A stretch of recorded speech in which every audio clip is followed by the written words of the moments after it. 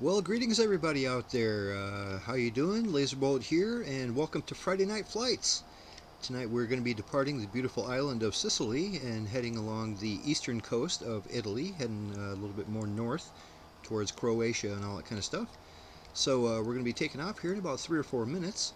Got that beautiful volcano over there off our wingtip, looking nice. I don't think we need to go any higher than like 6,000 feet. That should get us where we're going. We've got a couple cool points of interest to check out along the way, so it should be a good time. And I hope you guys enjoy yourself. Happy Friday. How's everybody doing tonight?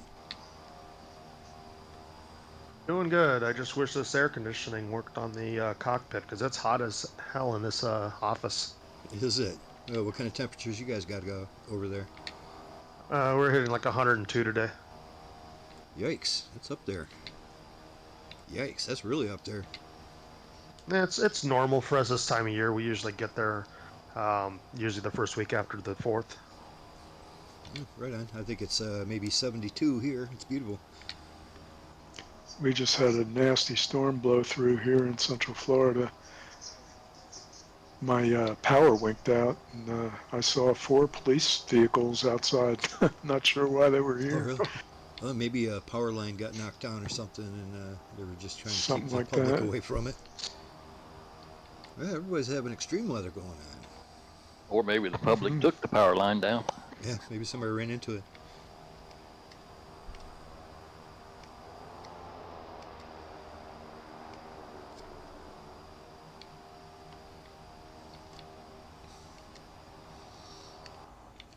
Yeah, like I said, I think 6,000 should do it. We do have kind of a mountain peak that we're going to be crossing somewhere nearby on the first leg here. We stay to the left of it. That should get us to that point of interest that's right there. And we should be just fine. We need more than 6,000. We'll figure it out on the way.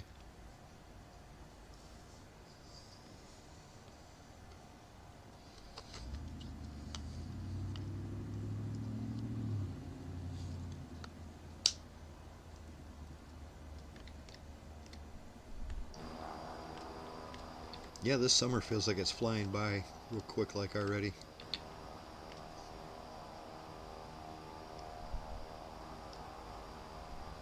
Just it always feels like the 4th of July, the summer is already well established. We're well into it. Boy, it feels like it just started for me. I haven't even had a chance to go camping yet.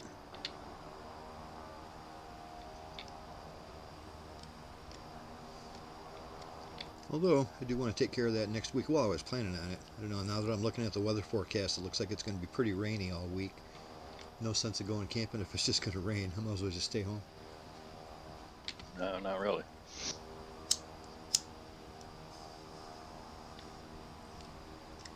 Alright, gentlemen, 1 minute. We're flying out of here.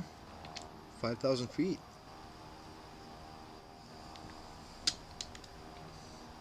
It's a good chance to check your flight plan and make sure that you don't have a departure procedure going on or anything like that. Hey, Fast Mover, I seen you joining us. Greetings, buddy. Hey, just so you know, a little heads up, we are streaming right now, so there you go. Talk or don't talk if you don't want to, but we're streaming, and it's good to see you, buddy. Fast Mover. Hey, no problem. How you guys doing tonight? Nice right on. How you doing? You gonna be able to fly with us tonight? Not really. I'm in the process of dinner, so I'm just gonna kind of hang out. How much longer are you guys gonna fly? I see. Well, it's probably going to be 2.5 hours till we're done. We're getting ready to take off here in about a minute or so, and yeah, we got a couple stops to make. We're flying along the east coast of Italy, heading north, so we'll be in the air for about 2.5 hours. Oh, well then I might be able to catch up with you guys then.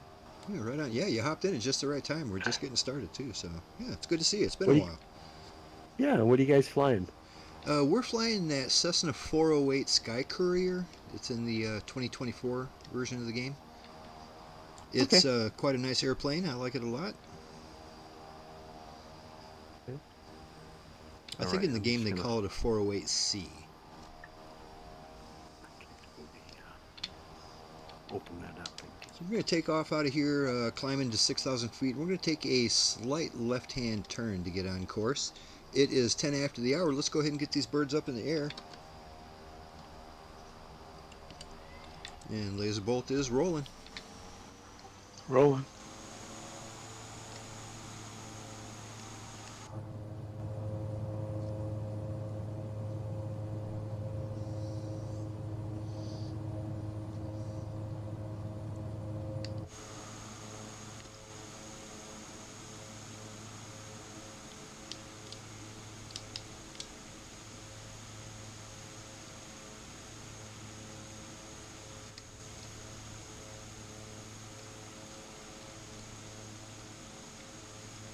Yeah, this is an airplane that we just started flying a couple weeks ago. As a matter of fact, this is our third in a trilogy of flights using this. And it's a really nice airplane. I like it. It's like Bob describes it as a Cadillac, and I agree. It's very nice. A little weird though. I don't know. We've been having some weird issues with people's systems crashing. I don't know if it's related to this airplane or not, but it might be. Maybe it's not. Who knows? You know how Flight Simulator gets weird sometimes. Yeah. Could have been the location that we were at before too. Yeah, 'Cause that too. I kept crashing at that location. I'm flying it tonight with no problems. Yeah, I do like this bird. That is for sure. You know, I'm wondering if it has anything to do with the livery. I was watching a group flight a couple days ago from somebody that was just like massive, had a huge group of people flying, and they were just going like really short flights, like little 30-minute flights, but they were doing like one after the other. Well, they got to some airport, and one particular person had a livery, and every single person, as soon as they popped in there, they just crashed. Really, it was just because of that one guy, huh? Yeah, he blamed it on the livery. He said he's seen that happen before, that someone had an incompatible livery, so it was just causing everyone's planes to crash. I've seen things That's like that, I interesting. guess.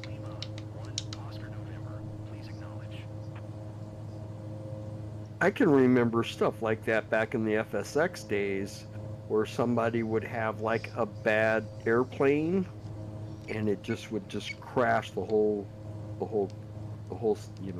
group. Yeah, remember we used to have trouble with the C-130 Hercules. Yes, exactly. Remember That's that? I mean, exactly- but we Yes. found out what it was though. Remember, it turned out to be that when you loaded into the multiplayer in the Hercules, you had to turn your radios off, because if your radios were on, it would broadcast a million signals to everybody, and that would bog down the system and crash it. Yeah. No, I forgot about that. Yes, Yeah, I that's do what it was. remember that. I mean, it yeah. took us a while to Yeah. diagnose that, but that's exactly what it was. Hey, you never know. The game's so complicated, it just all kinds of weird stuff happens. Hey, I see our buddy Captain Right. Hopper is joining us, the Casual Guardian. How's it going, buddy? Good to see you. Hopefully your stream went well today. It's always fun watching you stream. If you guys go over on Twitch and follow Captain Hopper, C-A-P-T Hopper, that's a good stream right there. It's a good time. He's a friendly fellow, and he plays a bunch of fun games, and he knows what he's doing. It's very interesting listening to him. Say the 408 Skycourier. Yeah, 408 Skycourier. Hopefully it's not the airplane itself causing these issues, because I like this airplane a lot. It's pretty nice. But you never know. You never know what it is. It seems to... Everybody seems to be doing okay at the moment, as far as I can tell.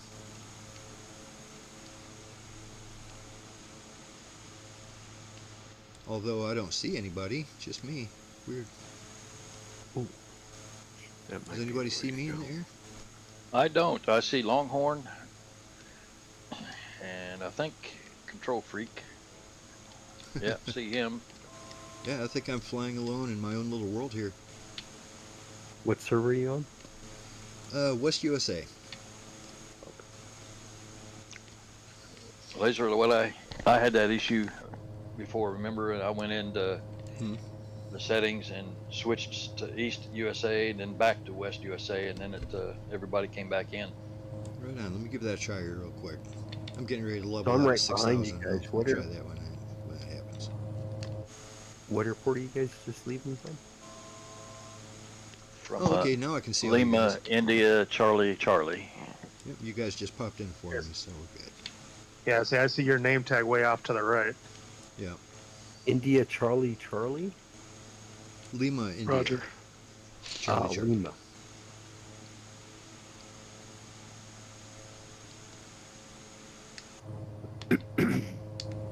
Yeah, I'm not exactly on the flight plan path just yet. I was still trying to monkey around with what's going on.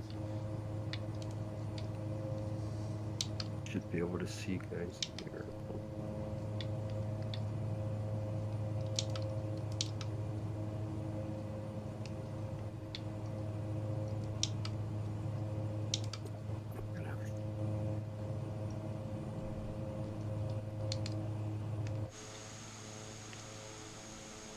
Ooh. Are you guys flying at night? No, nope. I see your airplane back there at the airport we just took off from. Greetings, good to see. Yeah, I just, what I usually do is I move the slider until it starts getting really nice nighttime, kind of early evening colors, and then I back it up about 2.5 hours. So by the time we get to our last airport, it'll be the evening, and it'll be beautiful. Oh, okay, gotcha.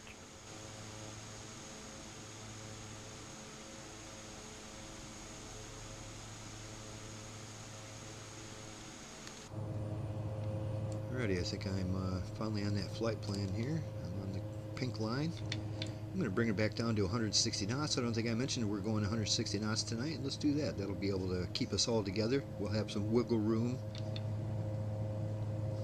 Yeah, I still can't find you. I should be off to your right. Ju- Actually, Oh, you're I in the got you clouds now. I say you just passed right in front of him.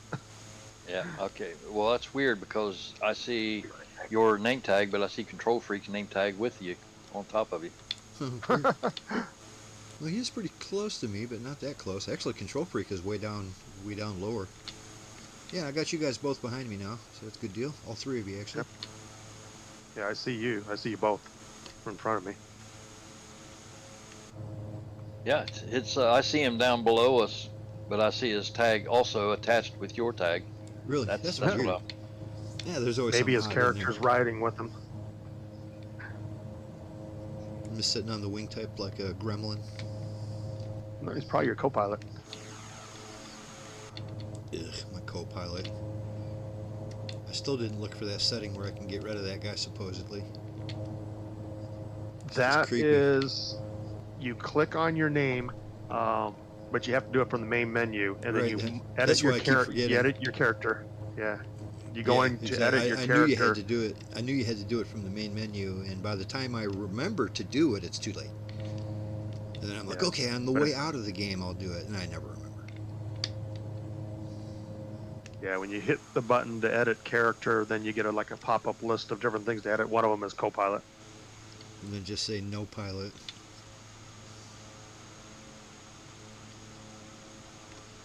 But it seemed to be unique for each aircraft too. Some of them it automatically puts them in there.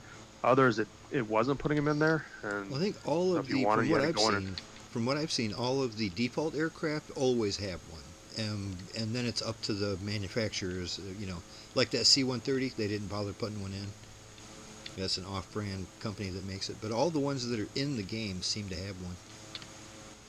I was flying with a guy the other day, and he was either in a Kodiak or the Islander. Those are the two planes he mostly flies. And he discovered that he could click on the fire extinguisher, and it would toggle the co-pilot on and off. Oh, really? Which airplane? I just said it was one of either the Kodiak or the Islander. I'm not sure Oh, which right one, on. but it was one of those. That's interesting. Either a bug or a Fascinating, right? feature, who knows? Yeah, they might have done that on purpose. Who knows?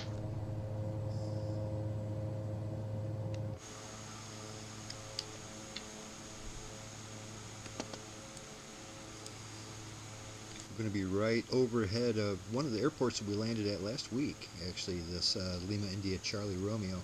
We landed there last week. We're going right over it this time.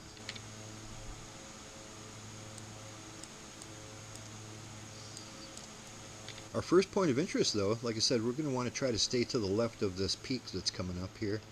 But our first point of interest is the Fausto Bacentis Brigio. So I guess it's a bridge. We're going to have to go under that bridge. That's the rules. It's a good rule. Hey, Coach. Good evening, man. You slipped in there, and I didn't know you was there. Ghost. I'm not here. Yeah, you are. Happy Friday, my friend. It's good to hear you. Happy Friday, everybody. Happy Friday, Coast. Back at you.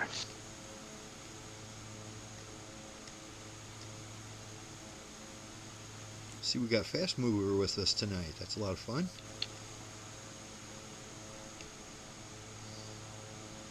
Fast Mover, remind me, but don't you usually play a lot of DCS, or you used to? Wasn't that where I would see you all the time in the DCS channel? Am I thinking of a different Fast Mover?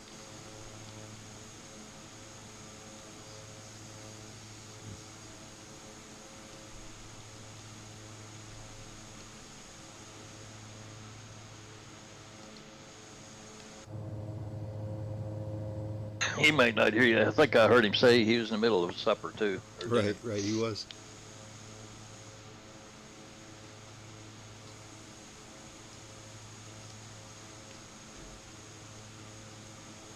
Yeah, we're going to be going right past the boot heel of Italy here sometime tonight. It's always fun.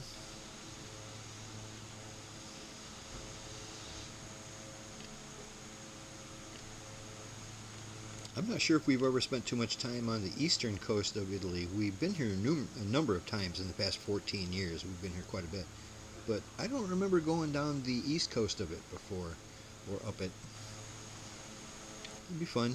We're probably going to make our way towards Austria. And next week we're going to be at that fancy C-130 Hercules. The C-130J to be specific. That's what I'm going to be in.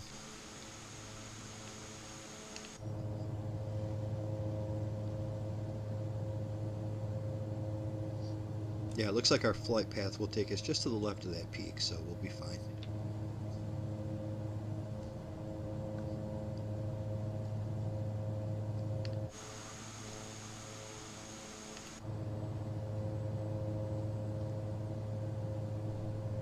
There we are, we're all together.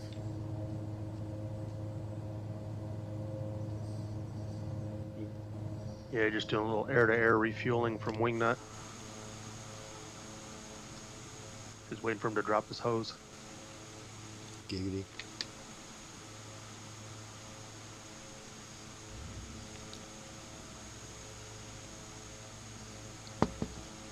Weird how some holidays are. It already feels like it's been 2 months since the 4th of July.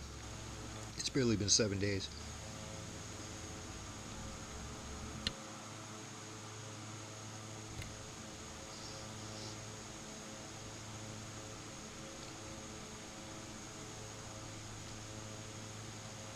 So, Control Freak, did you say you had trouble already today where it kicked you out and crashed your system once when you first started?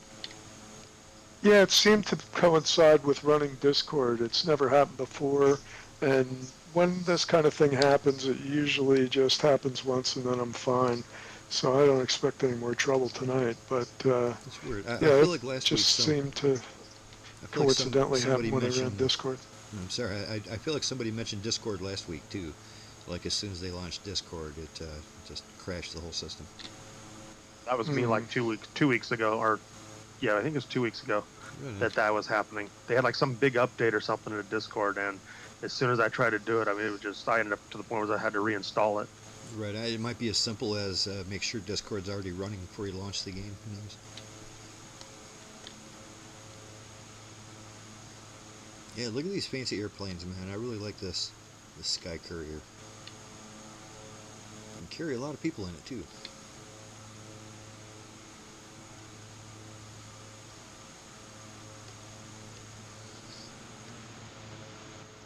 You guys both in the passenger or cargo?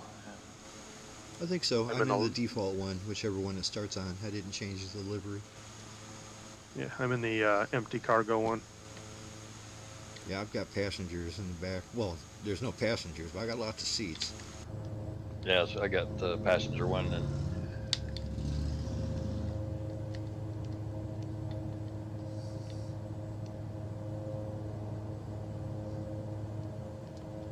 All these seats and no toilet. That's rough.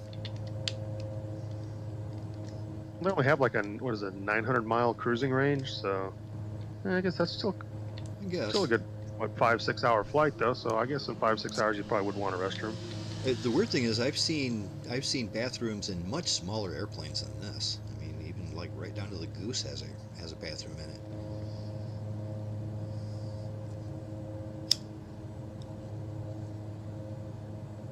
might be a Coke bottle or something rolling around in the back. You never know. Looks like Brennan, our buddy from Page Turners They Were Not, joins us. He says, hello there. Well, hello there right back to you, buddy. Happy Friday. Hopefully you're enjoying life and having a good old time. And we're going to be flying around the southern coast of Italy and heading up northeast.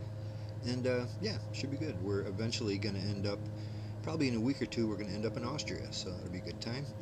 We're going to see lots of mountains up there.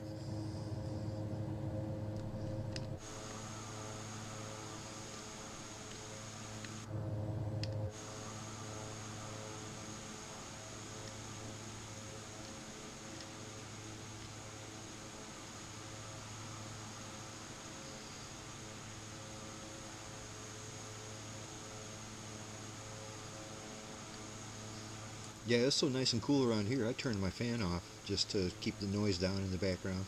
It's noisy enough as it is around here with all the background noise. So I didn't want my fan going on there either. And I was hoping it wouldn't be a problem, but no, it's beautiful.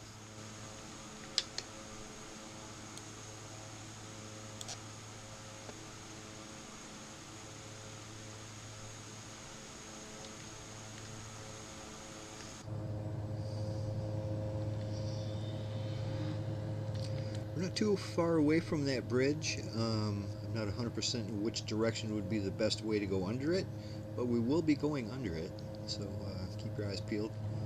Like I said, I'm not sure if it's going to be best to go towards the ocean or towards the land, but we'll see when we get there. I have some tips on this. I've been here before. Really? Approach, steer to the right so that you're approaching from that direction. It's going to be on your left. And when you go under the first bridge, stay low, and you'll get two. Oh.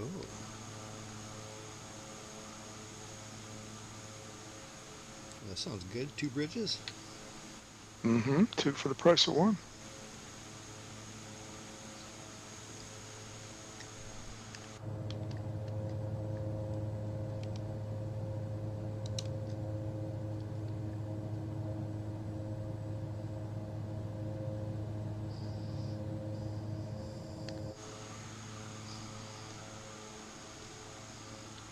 Beautiful looking mountains. Always love it when there's no texture issues or anything. It just looks nice. Looks good. Yeah, that airport just down there underneath us, we just passed. That was we stopped there last week for a quick second, and then we moved on to Sicily. I thought that name looked familiar. Okay.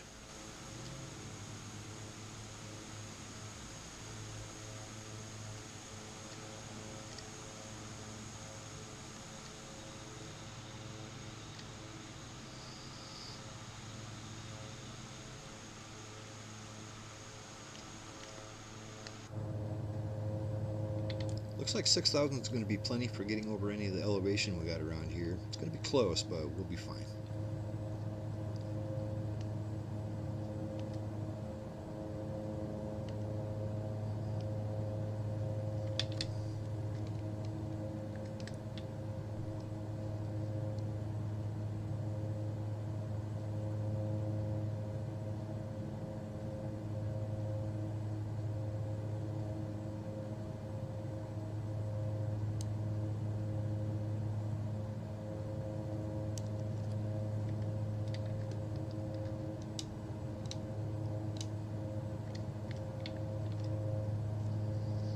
For anybody out there listening, we would love to have you join us one of these days, and it's easy enough to do. You can get all the information for the group flight and the YouTube posting in the description of the video. It'll tell you what we're flying and where we're flying to.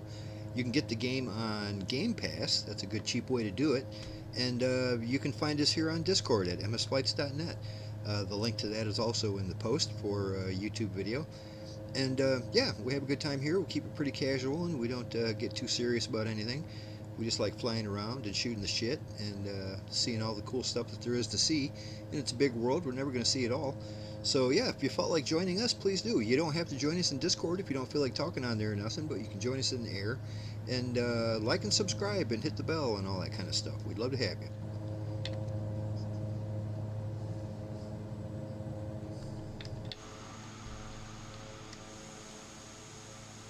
Not exactly sure what that point of interest is down there on the coast, but I bet you it's a lighthouse.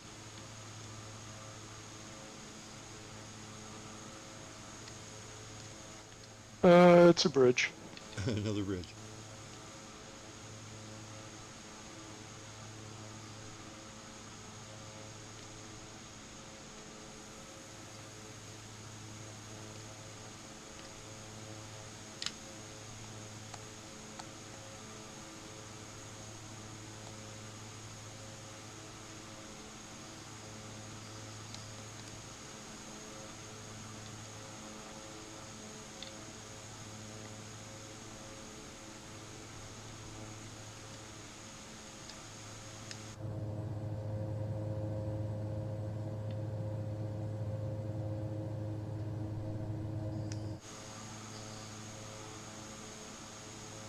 Coast, your weather in Buffalo been as nice as we've been having over here in Michigan lately?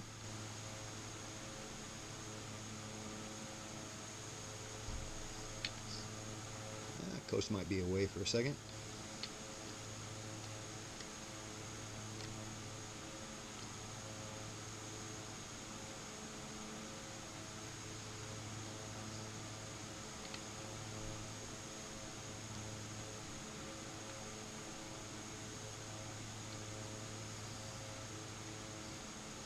So I don't know how many people around here are too interested in Tony Hawk, but the new Tony Hawk 3 and 4 remix, updated version of it just came out today. I haven't had a chance to try it yet, but I'm a big Tony Hawk fan. I can't wait to try that out. I've of course already played 3 and 4 way back in the day, but it would be nice to get back into it again. The remakes have been great. They play great. They look great.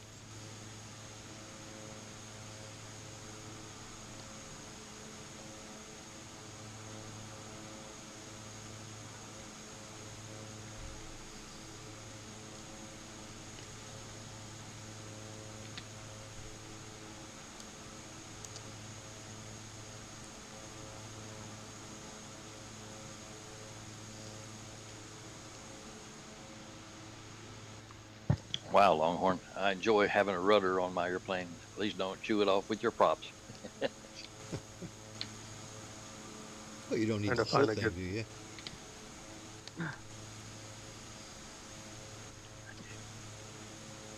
I didn't even have to look to know he was closing in on me. I could hear him coming. This is a loud airplane from the outside.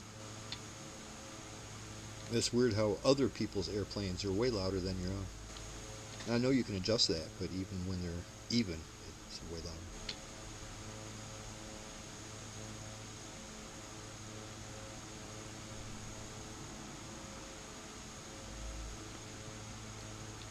Yeah, I always wondered why all the famous cities in Italy and all that kind of stuff is kind of on the west coast. I don't know if that's because of the nice west coast sunsets they get there or whatever, but Rome and just all the vacation spots and all that kind of stuff is on the west coast. A few of them, like Venice, is more like to the north, but still kind of the west coast. And yeah, I don't know. When I was making the flight plan to fly up the east coast of Italy, I didn't recognize a single name there. There is not famous. There's no famous vacation spot on that whole side of the peninsula.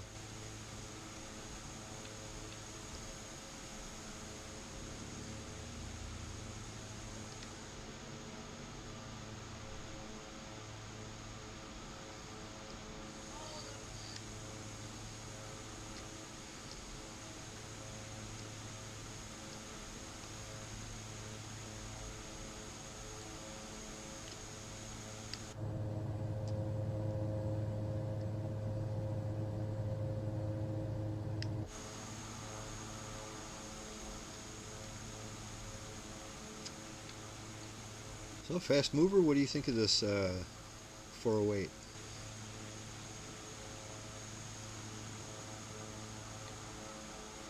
Still no comms off of fast mover.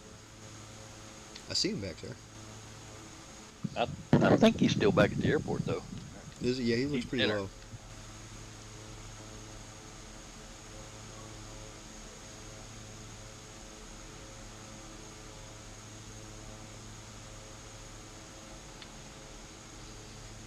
Well, we made it to another Friday, everybody. Hopefully, y'all had a good week.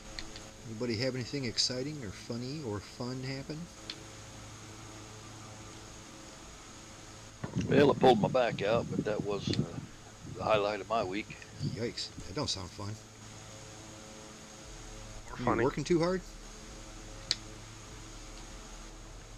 I can't remember what I did. Last time I pulled my back out, I was just putting my shoes on. I've done that Oh, I too. was cutting a tree. I was cutting an apple tree down and cutting the limbs, and all I did was bend over with the chainsaw. And next thing I know, down I went. Yeah, just move a little bit wrong. Well, that sucks. I hope you're feeling better soon. It's getting better. It's been over a week, almost a week and a half, I think, actually.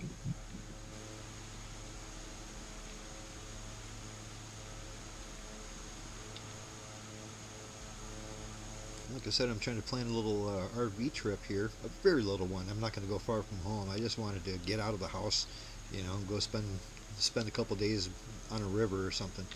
So we got this place that's only about maybe, gosh, I don't know, 10 or 12 miles away from home. It's not real far, but it's a real nice place to go camping.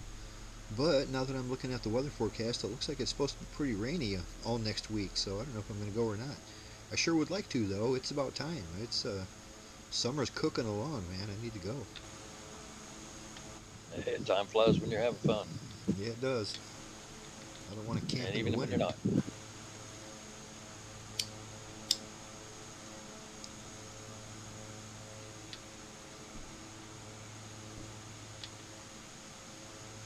Yeah, I wanted to plan at least one trip kind of close to home, spend a couple days camping, just, you know, make sure I've got everything I need. And then in a couple weeks after that, take a trip, take like a week long, and just go. Just drive west and see where I end up at.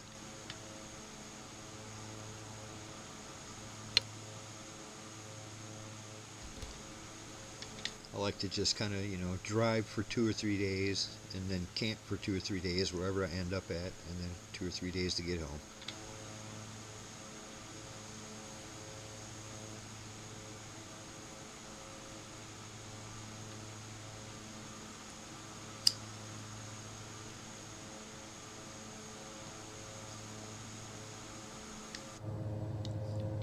I do see our POI marker just popped in.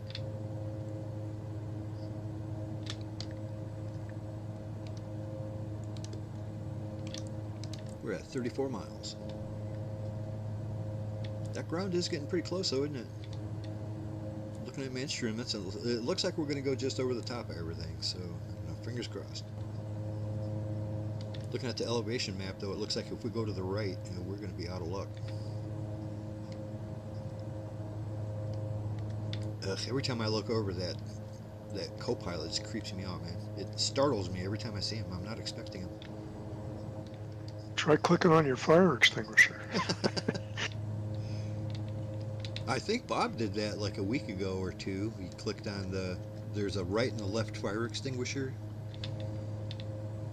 He clicked on one of them and it caused a problem. It's like it might shut your engines down as it puts out the fire. I don't know. Or shuts off your fuel flow. I don't know what I did right, but I never have a co-pilot now. Yeah, I need to change that. It's like apparently you can only disable the co-pilot on the opening screen.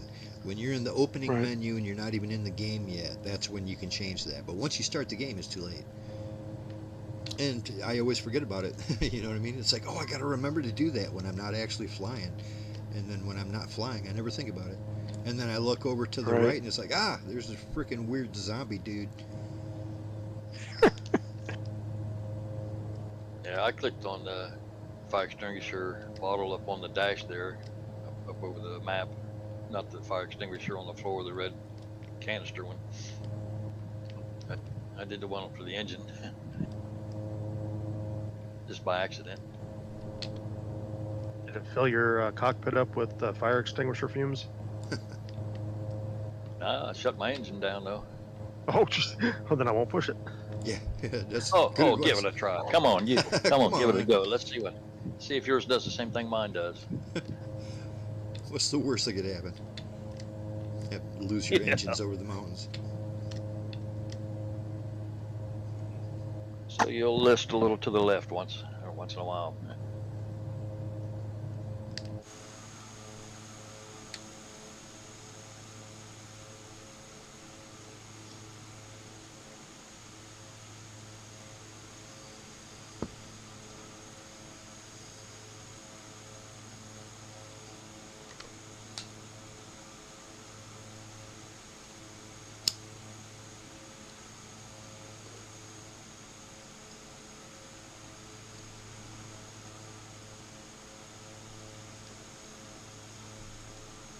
Been hearing a whole lot of stuff about that new Superman movie coming out.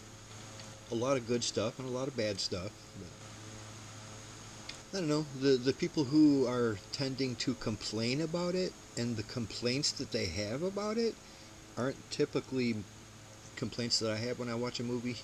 You know, so I don't know. I think I'd enjoy it. Even though I'm not the hugest DC fan. I do like Superman, but I'm more of a Marvel fan than a DC fan.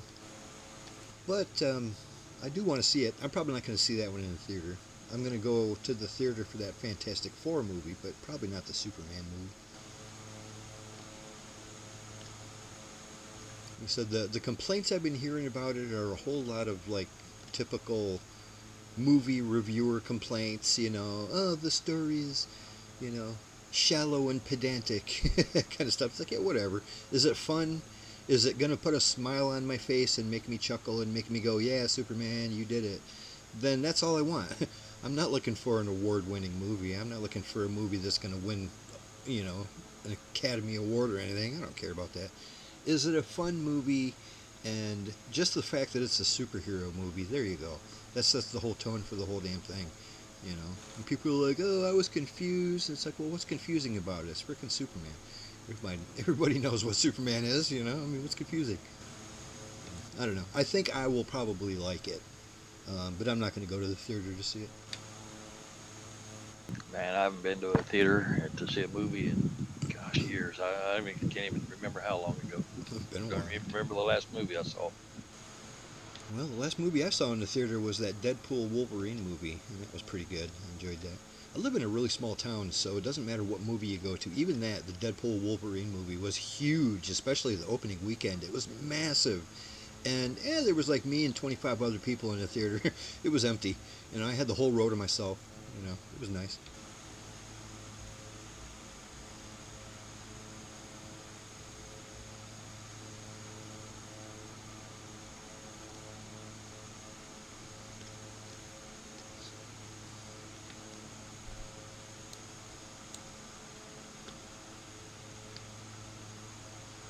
I do want to go to the theater for that Fantastic Four movie, though.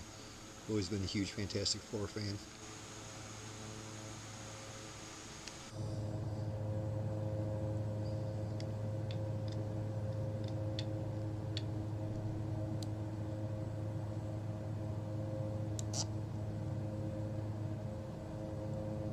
Alright, we're about 17 out from the bridge.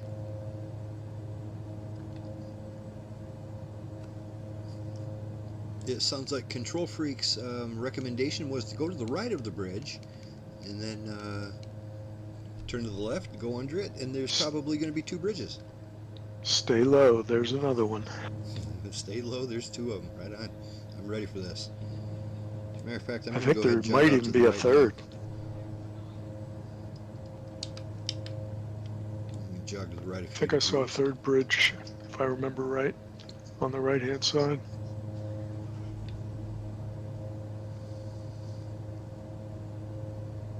So is the POI marker the first bridge or the second one? Yeah, the POI is where you want to start. Okay. Right on. That's why I said steer right of the POI and then come in from that side, turn left. Sounds like a good plan.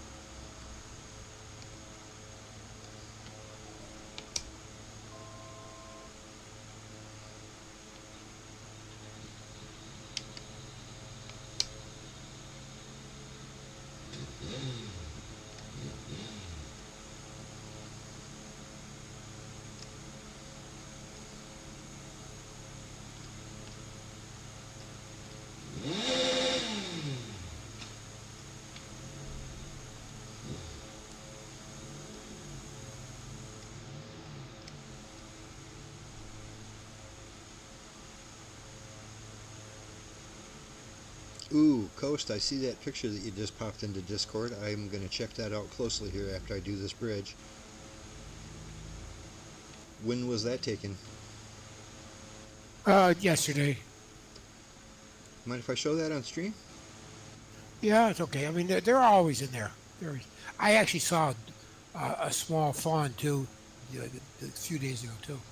Yeah, They're heading the youngins. I had to put my game camera out last week because something killed my rooster, and found out it was a raccoon, a mama raccoon with 3 cubs, and picked up, there was 1 skunk and a possum running around, but that coon, he done tore up my rooster. Wow. I didn't know raccoons did that. I wasn't sure if, I figured it was probably a fox, but I put that camera out, got pictures and video of it at night, and it was there half the night looking around my chicken house, looking to get back in. Yeah, we've got red fox here, but that's about it. Like the comedian? Yeah. You big dummy? You know what I mean. It's not there's lots of different fox types. There's Yeah. white. Yeah. Hey, we don't get too many foxes around here for some reason. We get wolverines occasionally, and bears, and lots of turkeys and things like that, and ducks and turtles. But gosh, I don't remember ever seeing one of them.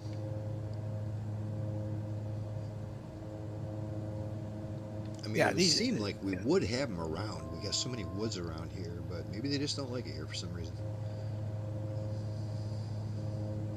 Deer have a lifespan of about 5+ some years, depending Right. on how the winters go. Yeah, we even get beavers around here occasionally. No foxes. Not that I've seen. I've been here for, most of my life. And the other thing we haven't gotten them lately, but we used to get was coyotes. Yeah, we get coyotes once in a while. Not very often. A little bit here and there. You'll hear them. I've never seen one. We get peacocks around here. Peacocks. Interesting. I've never Yes, seen a wild peacock. Yeah, I've never come across them. Me neither. They sound like a crying baby when they're making their noise. Oh, I know. When I lived in Germany, oddly enough, our landladies and landlords, they had peacocks in the yard. So there was always 2 or 3 peacocks running around in the yard when I was a kid. We had peacock feathers, we kept them because they were cool and they were big. But I always thought that was a little odd that they had pet peacocks all over the place. Well, the story was they brought them over, like the settlers from like Europe brought them over like in the 1920s, and so they just kind of flourished here. So they're like all over the place now. Really? I did not know that. We got bobcats down here in Tennessee, but when they scream at night, it almost makes you think it's a woman screaming. Yeah. They sound like they're They're fighting, weird. even when there's only one of them. It sounds like it's in a fight.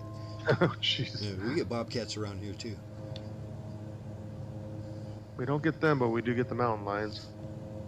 Yeah, I was out to my sister's house, I don't know, a couple years ago. We were just standing around talking. We might have even been barbecuing or something, I don't know. And they've got chickens. We've got a couple of chickens. They don't have a rooster because they just want the eggs, so they just have a few chickens. And all of a sudden, out of nowhere, in a flash, whoosh, feathers all over the place. And we're like, what the hell was that? And it was a bobcat. A bobcat ran from out of the woods, grabbed the chicken that was right in front of us, didn't even care that we were there, grabbed him, ran back into the woods, and it was so fast it was hard to tell what even happened. It wasn't even all couldn't see that that big. second bridge for a while, but I see there it. are 2 bridges here, huh? Look at that. This is going to be great. Yeah, the bobcat wasn't even all that big. It was just kind of small. It looked like a little bear. They got weird hind ends. Their back legs look weird. Not to mention that they don't have a tail. They just look kind of weird. Look like a little teddy bear. A mean little teddy bear. Oh boy, this is, okay, let's go. 500, 400, 300. Oh, shoot. Look out for that tower on your left. Yeah, luckily I was just missing it, so I didn't have to worry about that. Pull up. Terrain ahead. Pull up. 100. Go get them, Longhorn. 200.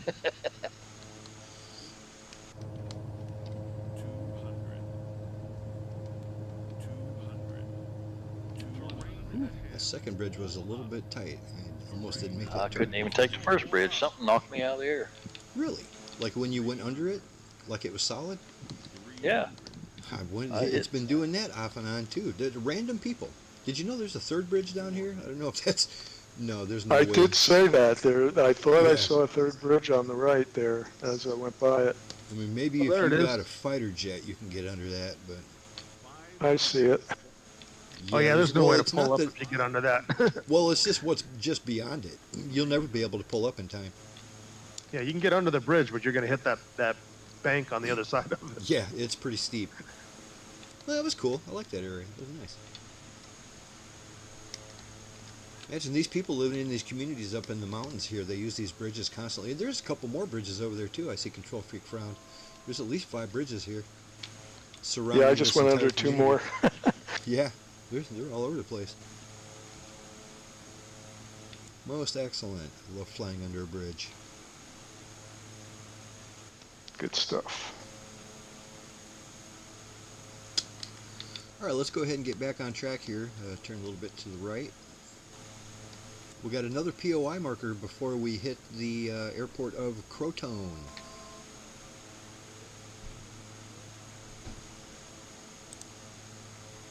So when we get to Crotone, that is going to be Lima India Bravo Charlie. When we get there, we're going to be landing on runway 17. So count on that. Count on runway 17. We are looking at 6,500 feet of asphalt. Should be no problem at all. So count on runway 17 when we get to Crotone. That'll be just after this next POI.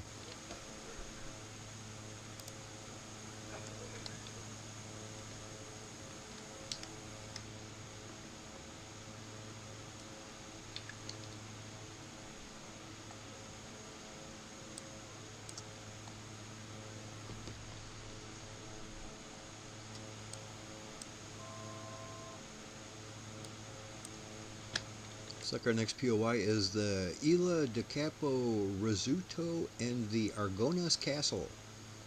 I'm interested in the castle part. That should be pretty neat. Hey, you know what? Now that I'm looking at the map here, we're going to be coming in from the south when we get to Crotone. Why don't we change that runway from 17? That's ridiculous. Instead of 17, let's do runway 35. 35, it'll be almost straight in after we hit that POI. Of course, the dimensions are the same, 6,500 feet of asphalt. It's pretty much on the coast, but we do have a 500 foot of elevation. Must be up on a cliff.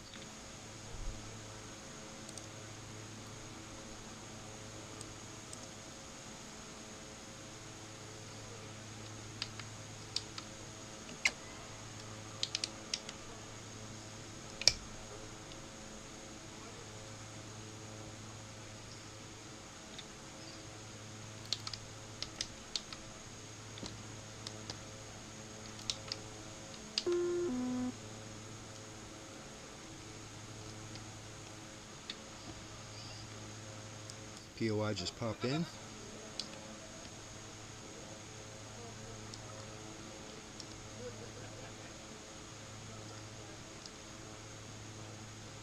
The guy outside my window is swearing up a storm. I hope that doesn't demonetize this video.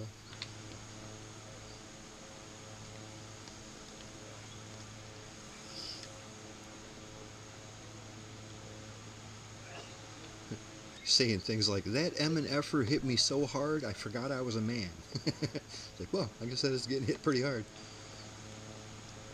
Yell out the window. Well, that was just posted to YouTube. Trying to make a video here, dude. Shut up. I don't think he's quite loud enough. I can hear him, but I doubt he's getting broadcast. I heard like some giggling on a couple seconds ago, or one of the things you were saying. This castle looks like it's right on the tip of this little peninsula.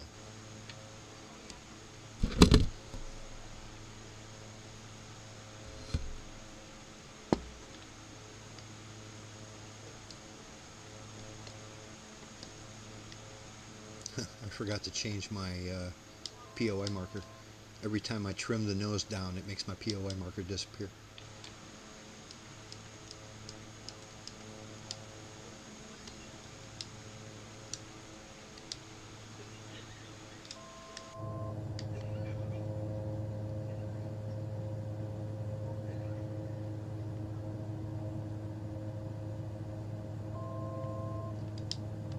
Yeah, before we get to that POI, let me check out that picture Coast posted. It's pretty cool. Let me put that up on the stream. I see a couple pictures that Control Freak posted too. Those look nice. Yeah, I flew my drone up there and took those.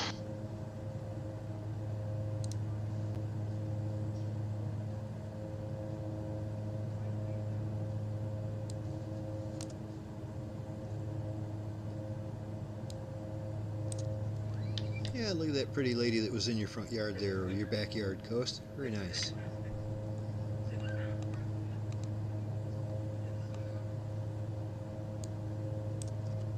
You said she had a couple fawns with her? Well, one fawn I saw. Usually you see twins, but I only saw one. Then again, they hide so much you don't know where the other one might be. Yeah, pretty cool.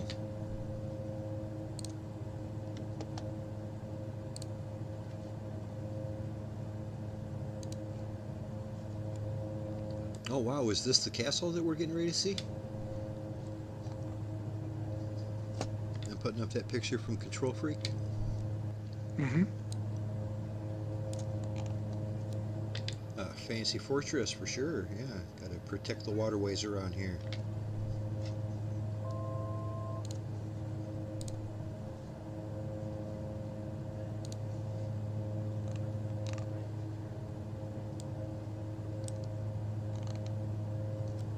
Very nice.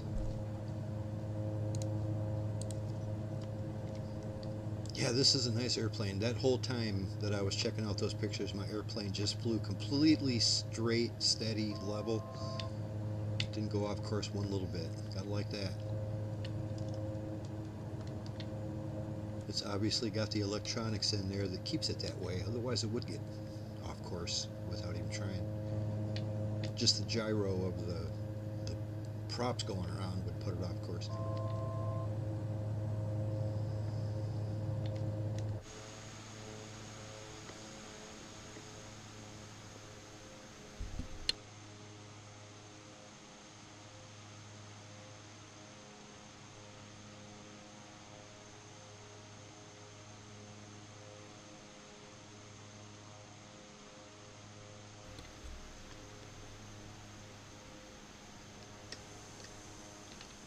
We're not too awful far from that airport we're going to be landing at, so after we hit this, it's going to be a slight left-hand turn.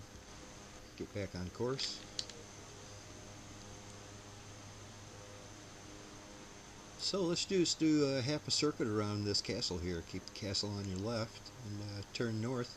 We'll be lined right up with Crotone Airport.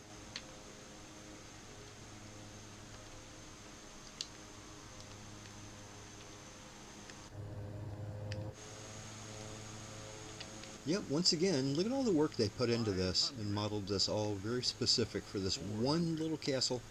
And there's thousands and thousands of them along the world, and they put a bunch of work into just this one place.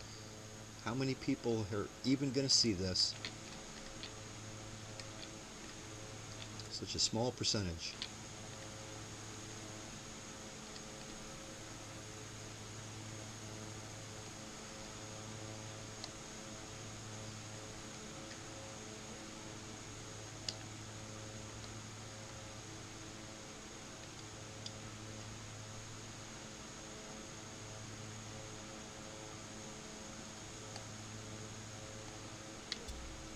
Doesn't look very livable. No, it's seen better days for sure.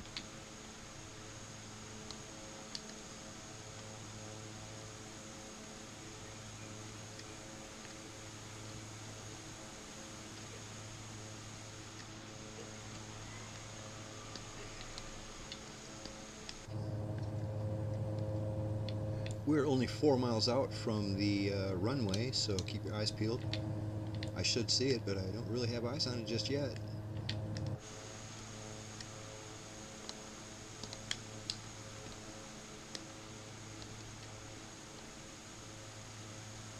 Oh yeah, here it is.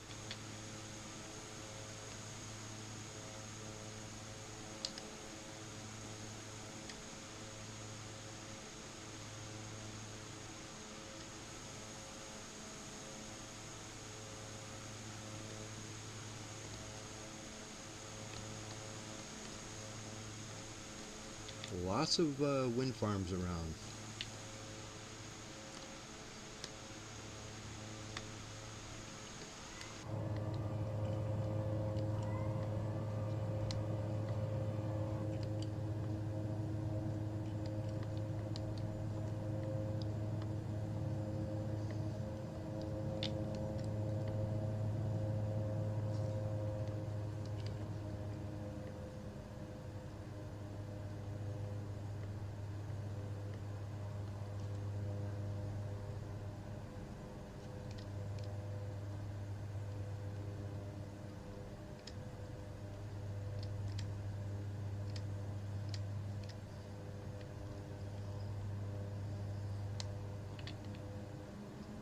Lasers on 1 mile final, runway 34.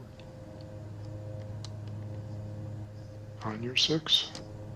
500, 400, 300,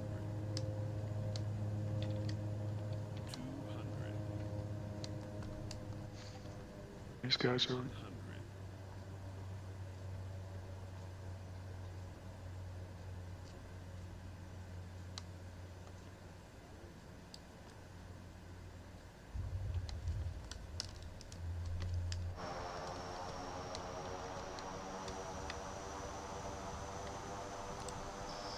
This thing has really good reverse thrust.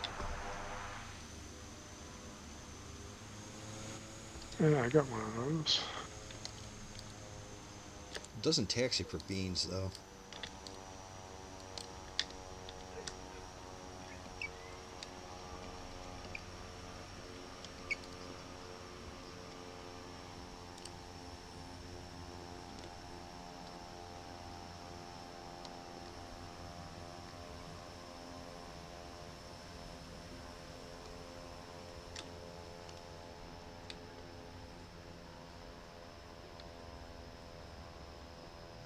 Everybody's looking pretty sharp.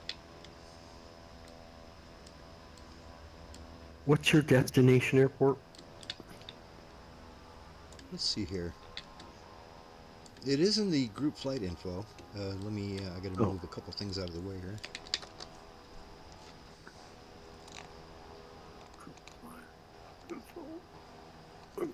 Our next stop is going to be Lima, India, Bravo, Romeo. Should be Casale, Lima, India, Bravo, Romeo.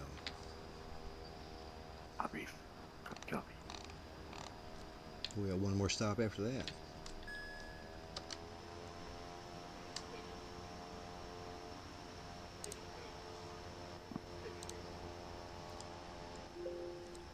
Oh, look at that beautiful picture coast. I love that. I'm checking out the bee right now. Or is it a yellow jacket? That's actually about 1/4 of an inch big. That thing. Just a little fella. That's a pretty looking flower it's on. Yeah, Be a news bee. it's a cone flower. That's what kind of flower? Cone flower. Oh, CO. yeah, it's pretty nice. Get my bird on the runway here, and I'll check that out a little closer.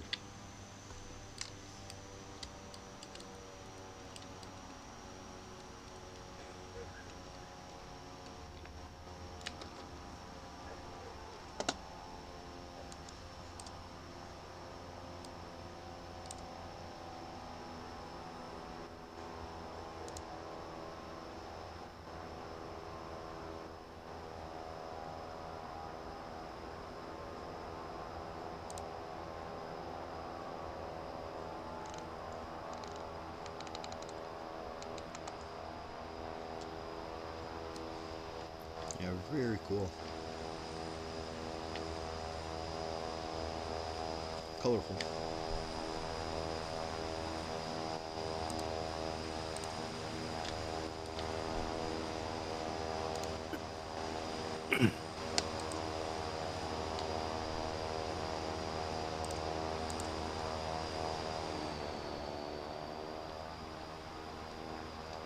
Alright guys, 30 seconds. We're going to be taking off out of here. I think we can climb back up to 6,000 feet.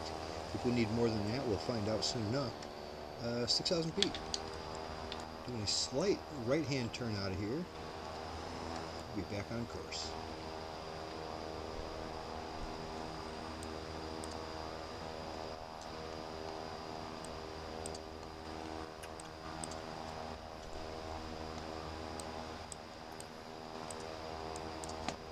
Yeah, there's hardly any elevation around here at all. We're going to be, most of this leg is going to be over the water.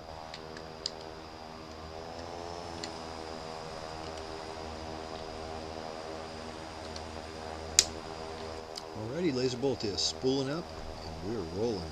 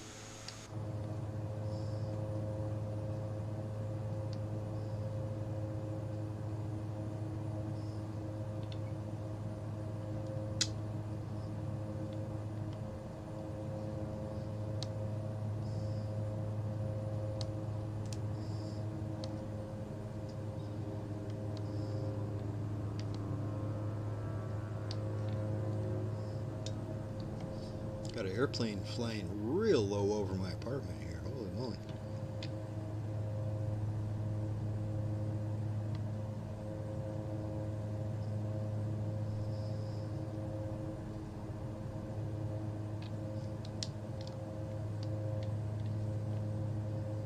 Where did you guys just leave from? We just left from, let's see, what was that place? Crotone, the second, Yeah. Lima, India, Bravo, Charlie.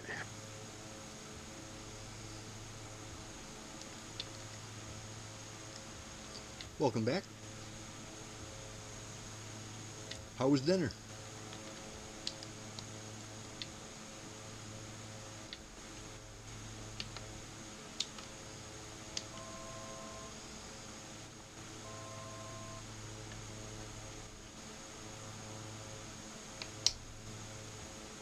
I'm sorry, I didn't get that. Where'd you guys just leave from?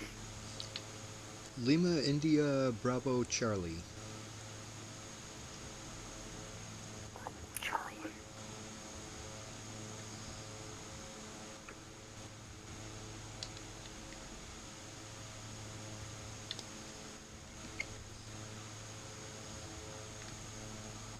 We're headed for Bravo, Romeo.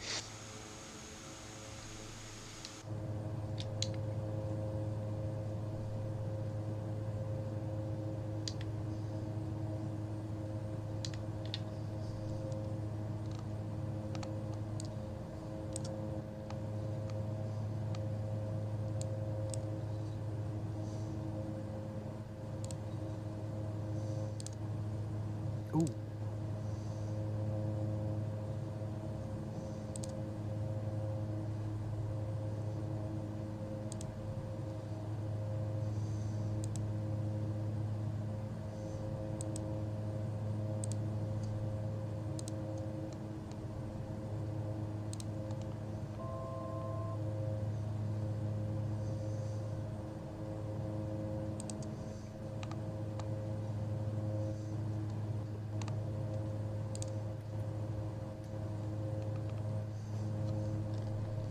Well, when we get to our next stop there at Casale Mil, why don't we do a runway 31?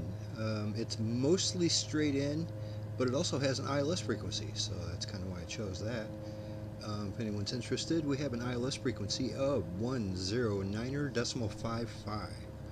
109.55.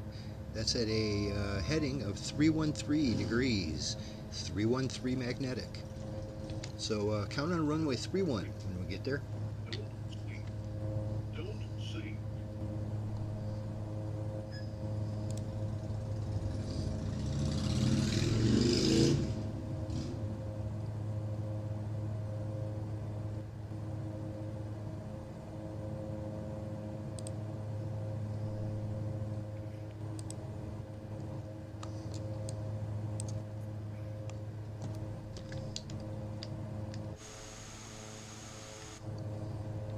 Slow my ass down here a little bit. I'm going way too fast.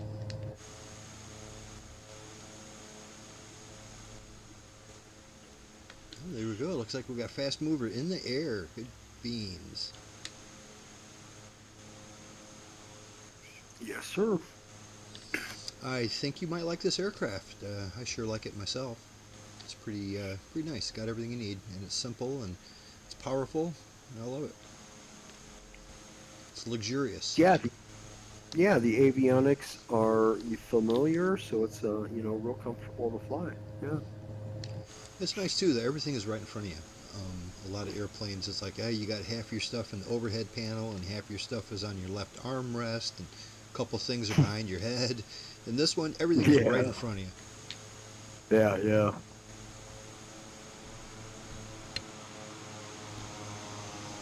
Hello.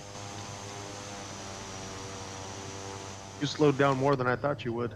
I did. I slowed way down. Now I'm trying to speed back up again. I did the classic, I'm going way too fast, so I pulled my throttle way back. It's like, don't do that. Just pull it back a little. Alright, holding 160.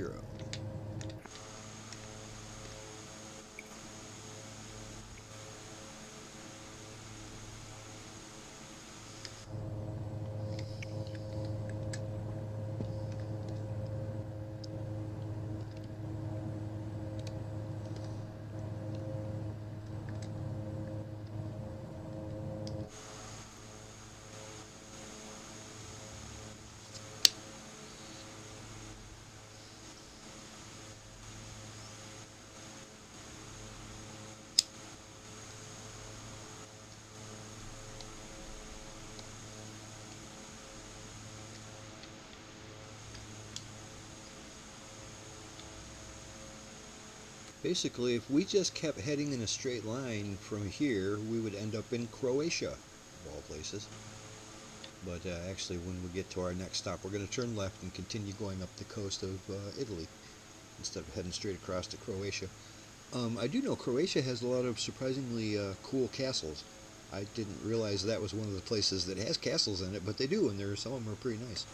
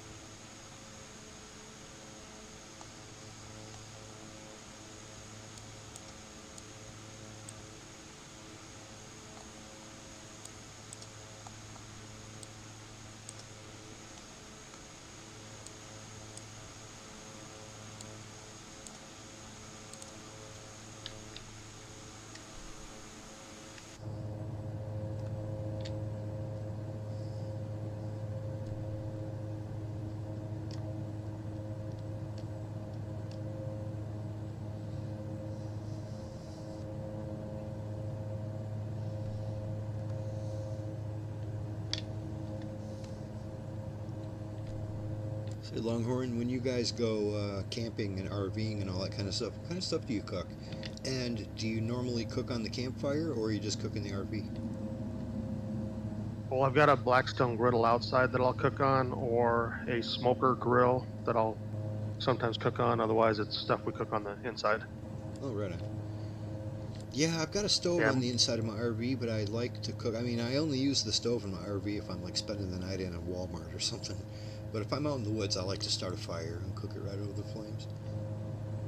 Yeah, most places around here won't let you have fires, so. Oh yeah, never thought about that. Camping without a fire. Not even just on the grill? seems- Yeah, weird.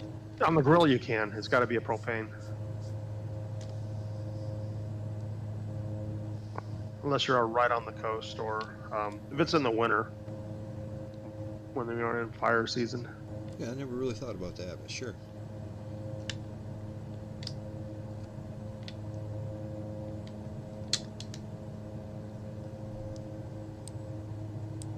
Yeah, I think the grill I have is a smoke hollow. I think it is.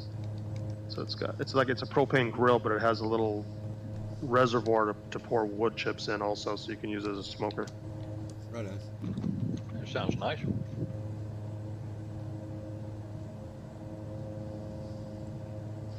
Just I'm looking for ideas for things to cook.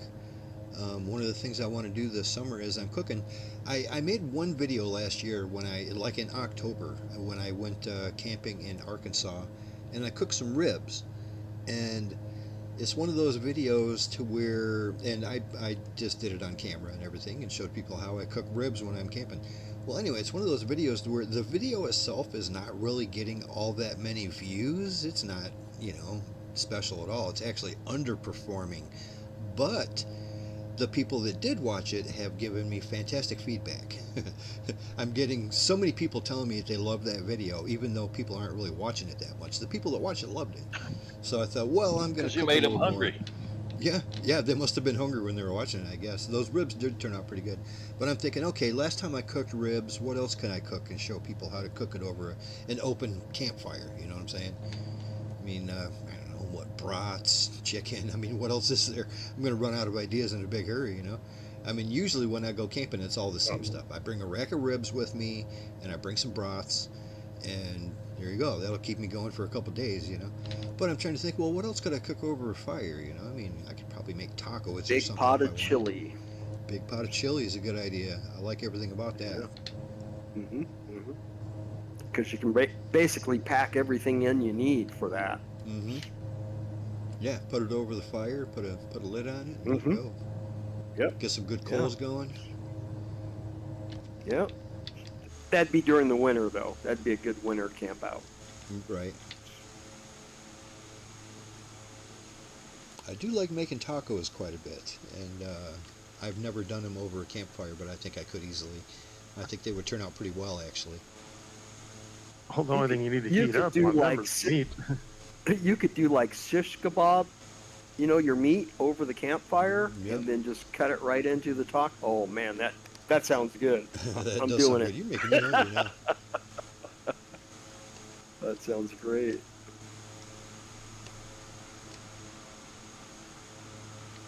Even something like a brisket would be real easy, you know. I mean, that's a pretty fancy meat when it's done, and it's just delicious. But it cooks itself if you do it right. You know, wrap it up and stick it on the stick it on the fire and leave it for like 10 hours. You know. And it cooks Yeah, itself. anything that cooks at a low temperature, yeah, man, you're golden. Yeah, I'm just trying to come up with a short list of things that I could cook and make videos out of. Like I said, those ribs were perfect. That was the perfect thing. I threw them on the grill really quick. You know, the grill's over my open fire. Kind of singed the outside real good on both sides, and then wrapped them in foil and threw them back on the fire and left them there for an hour. You know, they got nice and tender. It was a perfect video. You do fish at all? I'm not a big fish eater. I don't hate fish, but I don't eat it. Okay, yeah. Because that's a good one, especially if you can catch the fish right out of the stream there, you know. Oh, yes, man. that would exactly. Because that'd cover all kinds of stunts. You know, I'd make a little fishing video and then, you know, cook it up too. Yep.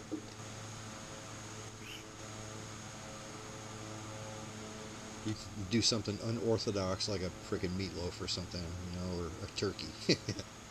That would be cool. Yeah, that I've would cooked be turkey cool. over an Do open fire. a meatloaf. Yeah. I mean, I could see doing that. You know, like you said. Yeah, totally.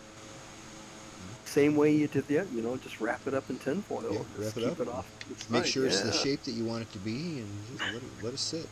And the last, you know, once it's nice and solid, maybe unwrap it and then put it on the grill to get some grill marks on it, and kind of caramelize the outside a little bit. Yeah, that could actually be pretty good. Put some Yeah. barbecue sauce on there. And what would really be awesome if you could go out and do like a wild salad, you know, collect like a wild salad from the surrounding area. Right.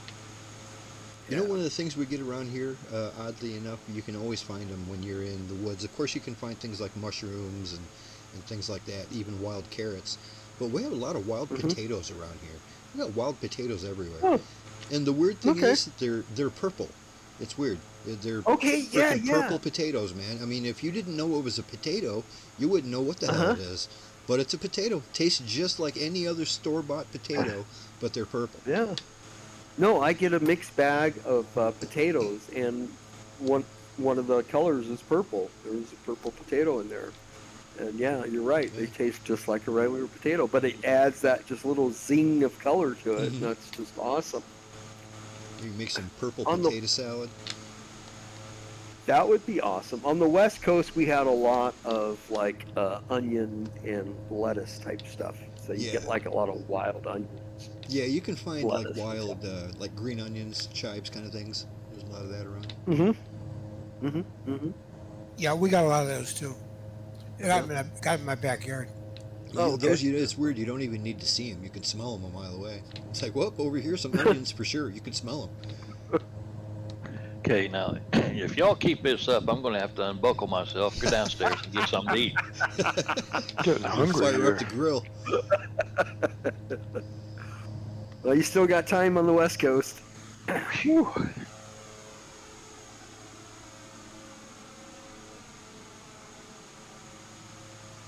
I think I'm flying, following the right group of people.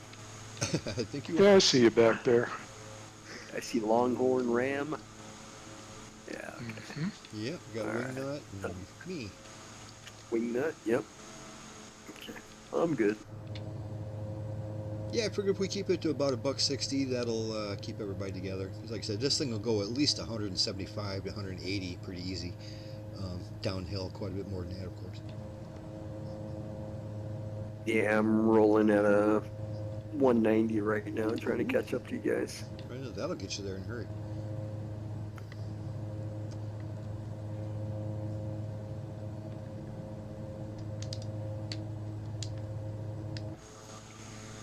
I went with the empty cargo version. I don't know, we were just talking about that. I got the one that carries passengers, and I'm amazed that there's like freaking 25 seats in the back. It's huge.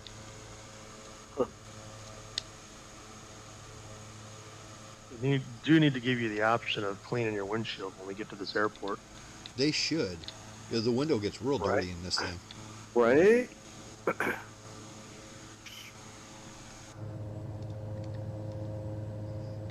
Yep. Have just you keeps guys getting turned dirtier the and rain dirtier. on and played around in like a dirt strip to see how dirty you could get the plane? I I'm not did sure that it once. matters. Because I mean, Yeah, we've been flying a couple times. We'll be up at like 8,000 or 9,000 feet, and we still keep getting bug strikes. It's like I don't think there's too many bugs up here, you know. Those are high altitude bugs. Those bionic bugs.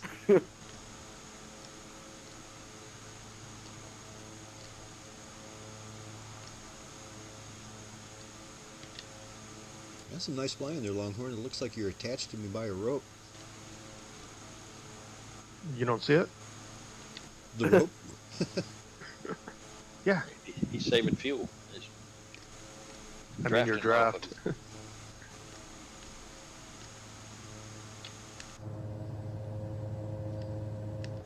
Says you're 0.05 miles in front of me.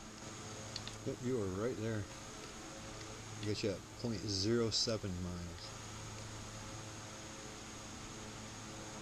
Yeah, right now we are like in the boot heel of Italy. We're right in that little notch heading to the heel. Little POI over off to our right. At the very tip of the... There's something out there. Right at the tip of Probably that. a lighthouse. Probably a lighthouse. You guys Of course, are going I was over wrong last land? time.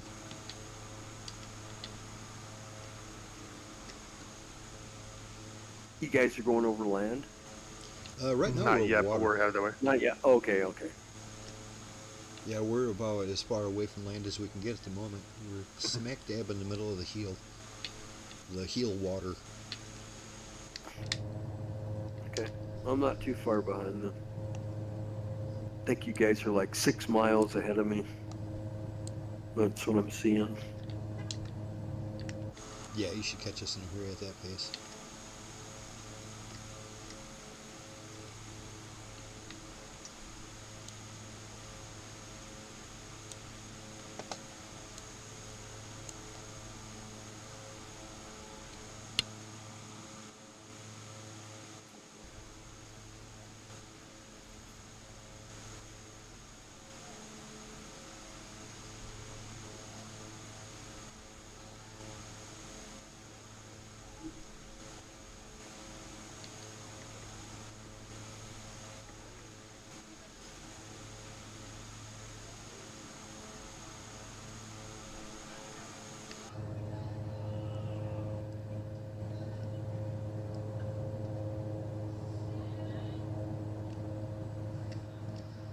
Yeah, that co-pilot, man. I don't like his face. I don't like your face, buddy. Get out of here. He's clean cut and everything, you know. He's creepy. I wish I could just give him a parachute. You guys didn't change your co-pilot?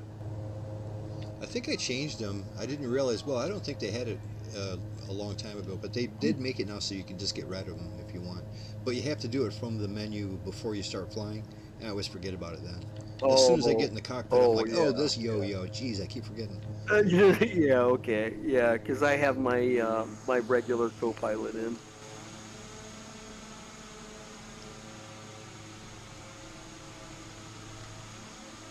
I mean, I'm being unfair. He never does anything, you know. I mean, but he just triggers me. Every time I No. see him, I'm like, ugh. Startling Right? me. I'm not No, expecting it. I was able to create my co-pilot, so I've got a female co-pilot. So, That's what Longhorn did too. It'd probably be less jarring. yeah, she's not a beauty queen, but you know, it's better than that creepy looking dude. The only ones you really can't control is in career mode. You get some really freaky looking co-pilots in that. Oh, just some of the passengers. Oh. Some of the passengers you gotta fly around. It's like, good lord, what kind of zombie is this person here? Holy moly. I mean, like literally a zombie. What game did they take that model from? Right? Looks like a heroin addict. Yeah, it's like, geez, oh Pete. Her Happy hamburger eyes are lady. sunken in. Yeah, black eyes, their eyes are all sunken in. Yeah. Oh my And they spend god. half the flight complaining. Yeah. I expect to have internet on this flight. By the way, I expect the guys at Asobo that are, or whoever's doing deliveries, have a quota for people, and the faster the better, so they're not too worried about how they look, as long as they get the numbers up. As long as they get Well, people in that there. makes a certain amount of sense, I guess. Yeah. I mean, so far that I haven't had a single issue with the plane not looking good. You know, it's other stuff. Even the Hercules always looks fantastic, but it just has weird issues sometimes. Yeah.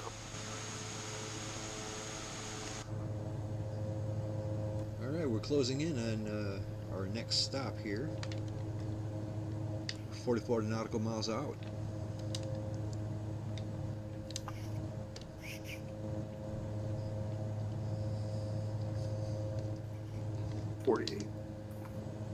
When we get to Lima, India, Bravo, Romeo, we will be taking a 10-minute break. That is our penultimate stop for the evening. So, yeah, we'll take 10 minutes and grab a coffee or a cocktail or a snack or use the restroom, and we'll be back up in the air shortly after that.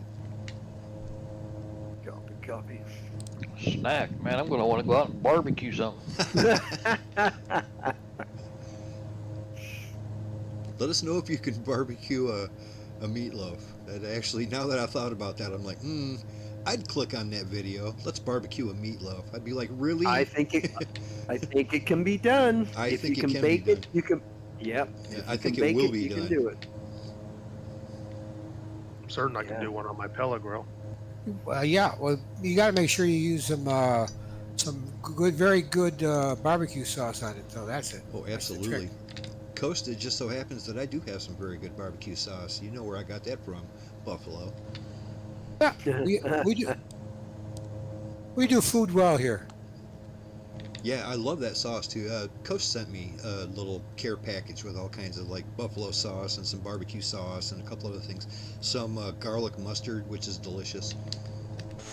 And I really like that barbecue sauce. It's kind of sweet, but it's got a little bit of a bite to it. I like my stuff spicy, and it's got some spicy. Yeah, yeah. You ever tried the Sugar Lips from Traeger? No, I have not. That is good stuff. I've never heard of it till now. Is that a brand or something? Yeah. Traeger makes several of their own barbecue sauces. The one I like is Sugar Lips. It's very sweet, very thick, full of molasses, and it's got a little bit of a bite to it. That sounds like something I'd like. I like a good sweet barbecue sauce. A lot of the reason why I like a good sweet barbecue sauce is because when you're grilling with it, the sugars in there caramelize and give you just a really great glaze on the outside, and it turns brown. Even when it turns black, it's still a nice bark on the outside, a nice flavorful. It doesn't taste burnt, it just tastes caramelized. It's delicious. Plus, it's got a bite to it. That stuff that Coast sent me is kind of spicy, and I like that. I like that a lot.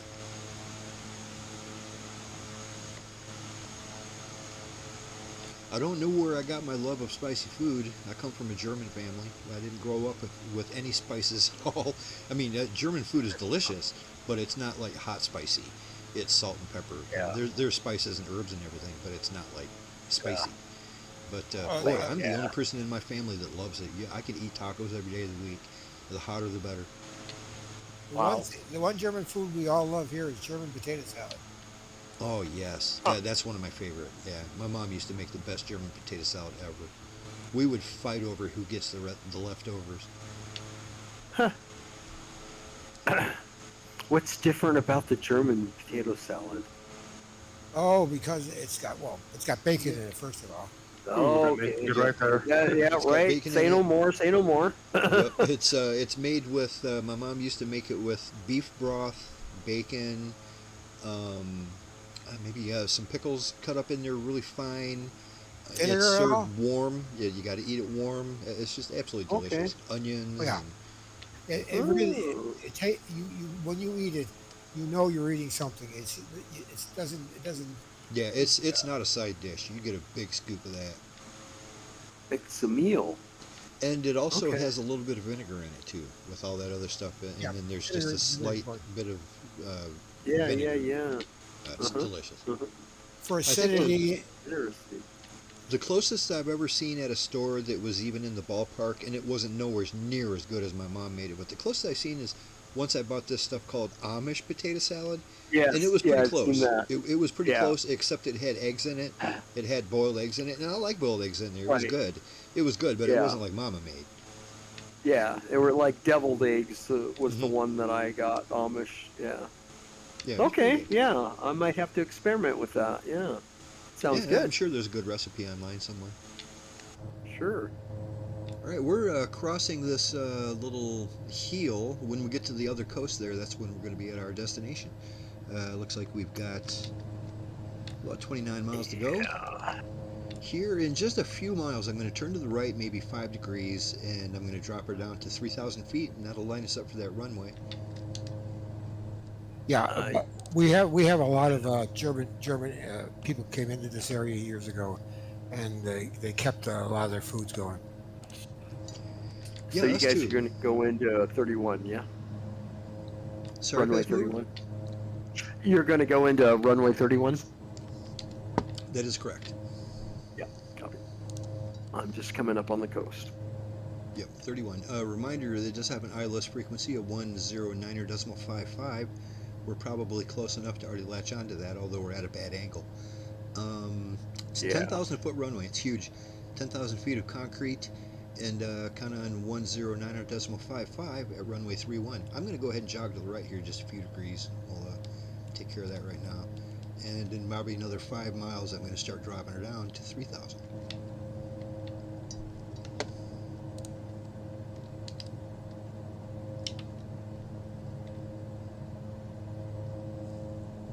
this big circle track is out here. Yeah, I see that too. I was just wondering the same thing. Well, I think these Italians really like racing motorcycles and stuff, don't they? Maybe that's what it is. Well, this looks more like a proving grounds though, because it's like a perfect circle. Oh, I see. Well, what it there's is. a helipad, and it says Porsche Engineering Nard Right. Technical Center. You look at the one part of the big circle is like a road course too. You see that? I'll bet it's a That proving looks like- grounds. Probably. Well, see, this is what, Italy, so it's probably a Ferrari proving grounds. Yeah, I imagine on a circular track that big, they can probably get going pretty damn fast, especially if it's sloped a little. And like I said, look in the one corner of it. Looks like there's a nice road course. Yeah, the road course. It's some sort of testing ground. Yeah, it's Yeah, what I- Porsche Engineering. Porsche Engineering. Dropping it down to 3,000. Yeah, it almost looks like a super collider or something. Yeah. Nardo Technical Center. I'm probably pronouncing that wrong, but that's what it is. It's close enough.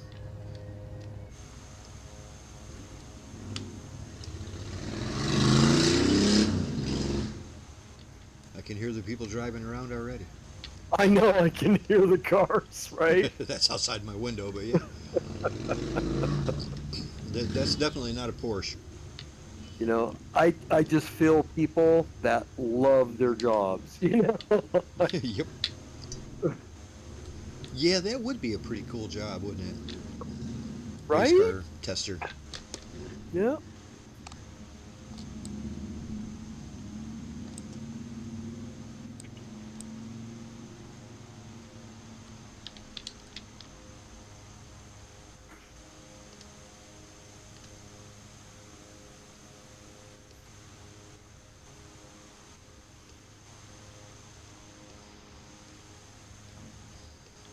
It's a little surprising that's not a POI. I mean, clearly it's a thing. I mean, just put a marker over it. People will think you worked hard on it. Right. You did something right. Exactly. You There's even got a place for parking lot testing. They do. There's a couple out. There's actually 3 out in Arizona. There's the old Chrysler proving grounds, and there's Ford and Toyota out in Arizona, out in the middle of the desert. Test some Used to have cars. General Motors proving grounds out where I lived out there, but then they all packed up and moved to Mexico. Oh,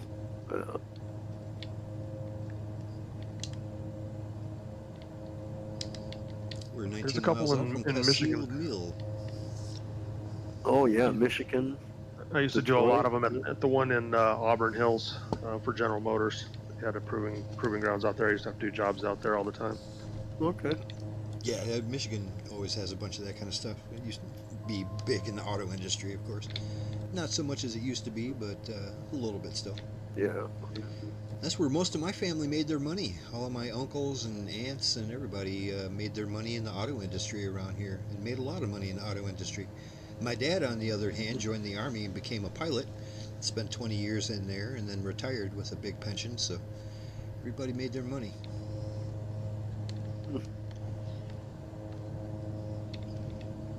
And my dad was the only one. There was 5 brothers. He was the only one that didn't just get a job in the auto industry. Well, that just goes to show you, too. I mean, that was, how many years ago? 50, 60 years ago. And that was what a career was. You know what I mean? I mean, you get a job working for, Ford or whoever you're working for, and then you work there for 20, 30 years and retire, and you got a lot of money in your pocket and money in the bank and a good retirement program, and everybody's happy. That's pretty rare nowadays. You can't get that in most jobs. Oh. No, that's unheard of these days. It's like they're wondering why people have a hard time committing to their jobs now, and give it their 110%. It's like, yeah, because it's for nothing nowadays. It used to be that, Right, it's for a career. It's for, Yeah, you could live. nowadays it's not even for pride.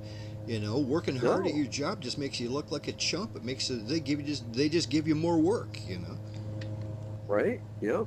You're a go-getter. Here's some more work. Yep, go get it. That's right.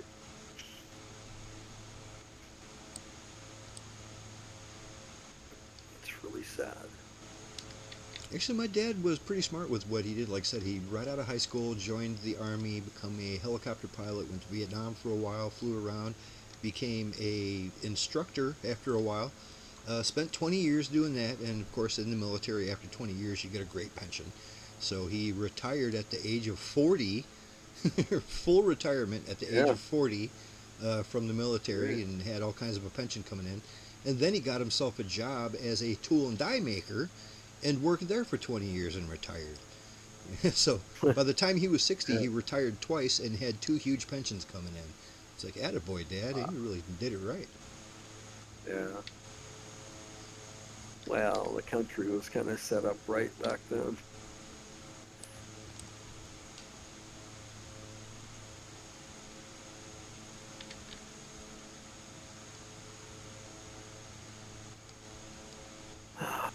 I'm rushing in. Take it easy, comrade. That's a Russian joke. Oh no, I got You walked right into Igor that. got it. Igor got it.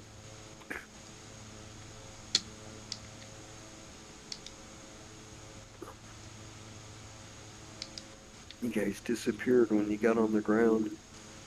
We're not on the ground yet. You're way ahead of us. You're not? Nope. You passed us. I did? Yep. Yeah. Oh, they don't call me fast mover for nothing. You're living up to that name, buddy.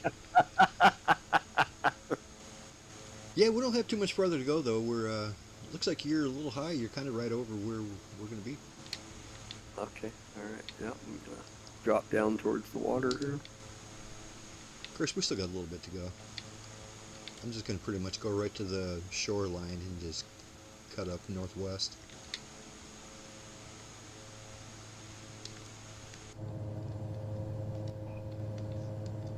We are only 10 miles out. A reminder, when we get down, we're going to take a 10-minute break. We're going to be back up into the air in exactly 10 minutes. We don't take long. Grab yourself a coffee, grab yourself a snack, pet the dog on the head, do what you got to do.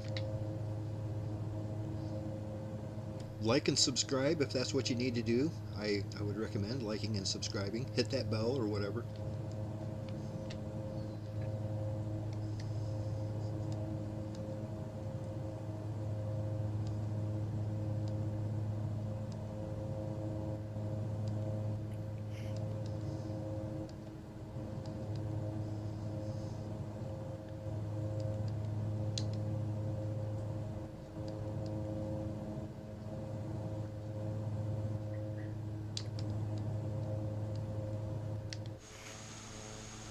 Looks like a big industrial part of town right here.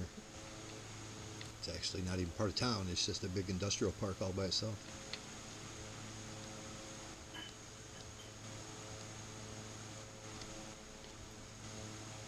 Looks like a wastewater treatment plant. It kind of does, with these reservoirs in the back there.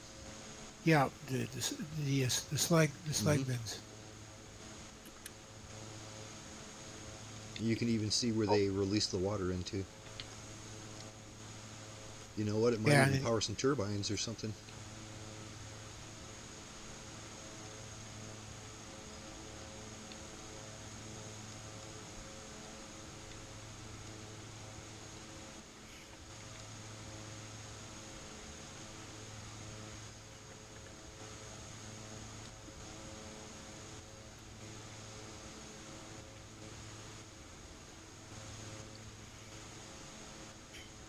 I'll be coming in about 3.5 miles behind you, fast mover and control freak. Copy that, I'll roll out long. Looks like we got plenty good spacing.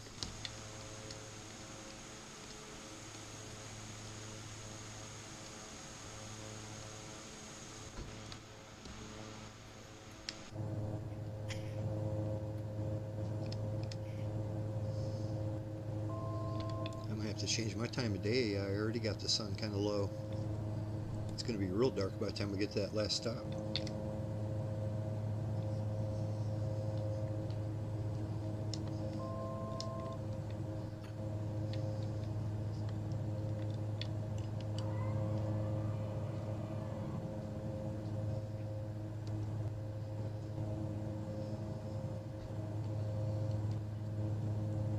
take it the runway's on the left, the taxiway's on the right. Yeah, yeah. Yeah, that sounds right.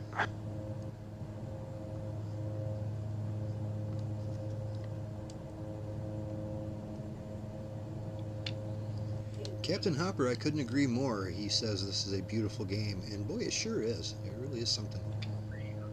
Has its moments. Yes, it does. Yeah, it does.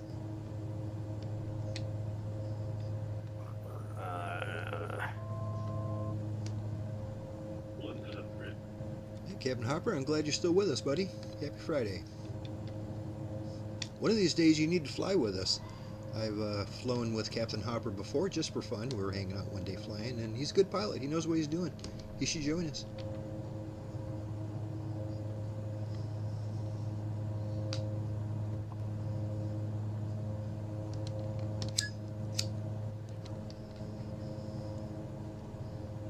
Oh, go, go, go, go, go, go.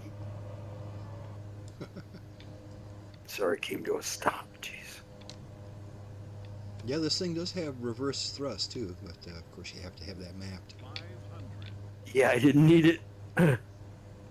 Yeah, this is a long ass runway. Yeah, it is. 300, Gonna 200, pass this first turn off here. 100,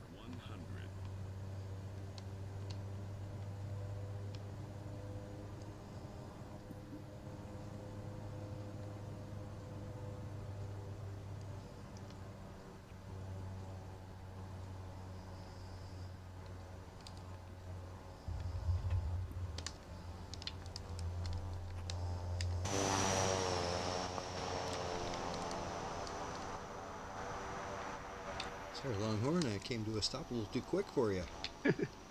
You practically stopped. You stopped right at the end of the beginning of the runway. I did the same thing. And I thought, Right on. I Hey, thought let's go back to the Laser was beginning right of the on runway me. here and park up. We can take a little break.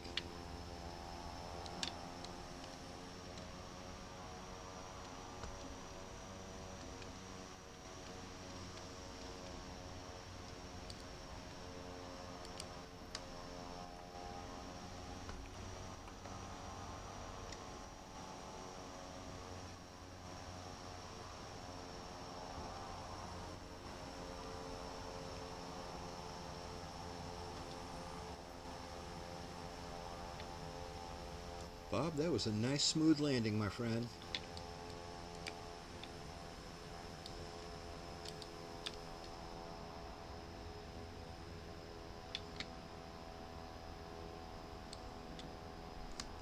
Went a little long, but it came down smooth though.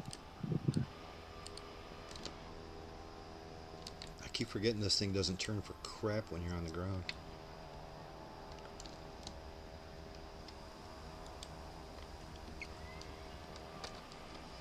Alright guys, from looking at the clock, let's say we are back up in the air at 2 minutes to the top of the hour.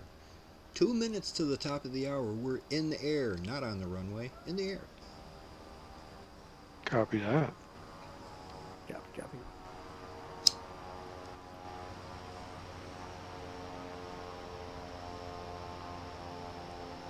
I've definitely got to grab a cocktail.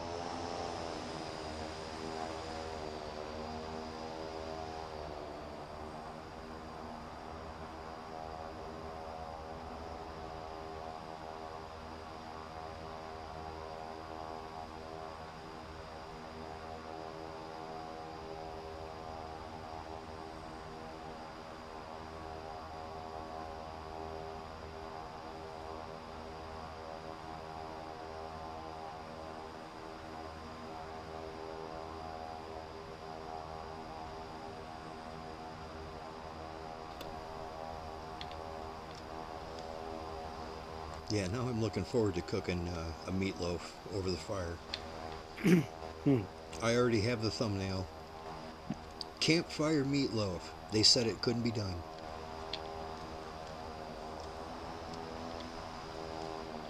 Thanks to movie magic, come hell or high water, I'll make sure it looks good on camera. Right? It's like, look at that, it turned out perfect. That is perfect first time.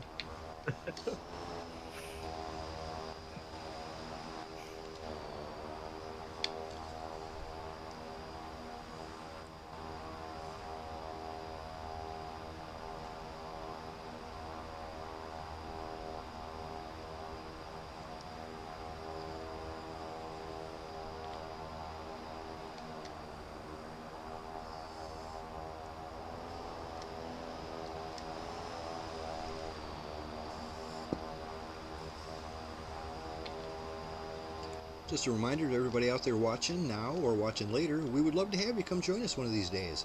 It's easy to do so. We're casual to fly along with. If you don't know what you're doing, we'd be glad to teach you how we do it, which is probably not the right way, but we have a good time.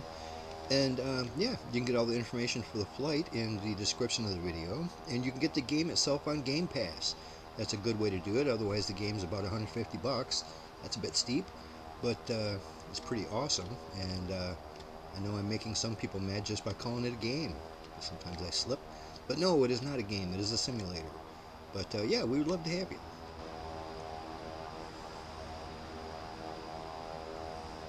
Like I said, you don't have to hang out on stream if you don't want. You can just chill out. You don't need to be on Discord. Just join us in the game if you want.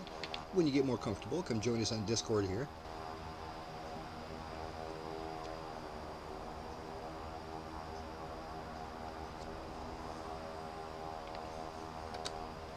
I'm going to roll back out onto this runway. We're going to be taking off in 3 minutes.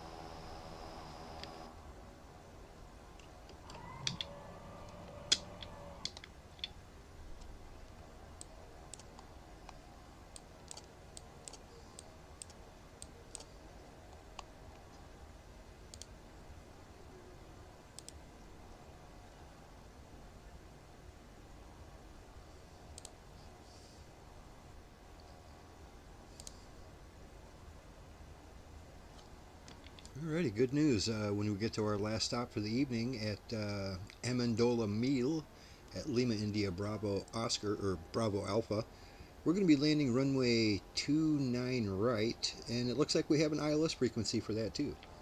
I'll give you the details once we get up in the air, but yeah, the last stop of the evening. We'll also have a ILS frequency and a huge runway, 8,700 feet. So yeah, count on that, runway 29 right. On the way out of here, it's pretty much a straight-on shot.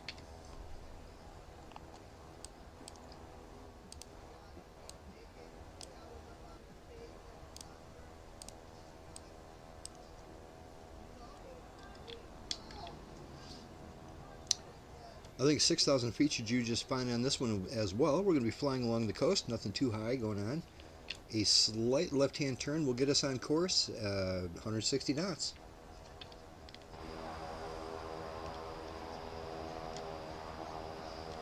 Say Lima India Bravo Alpha. That is Roger. correct.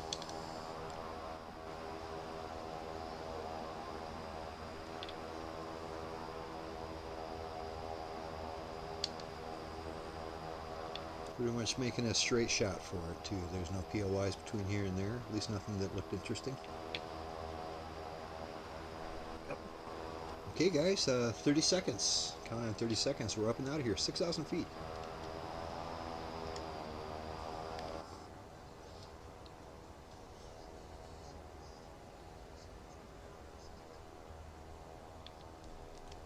Yeah, I really wish there was an option where you could clean your windshield. It's getting bad. You know, like one of the things when you're walking around, you know, outside of your aircraft, it'd be neat if you looked at your windshield and it said clean it. Yeah, right. Alright guys, time to get the show on the road here. Lazerbolt is spooling up, and we're rolling. Rolling.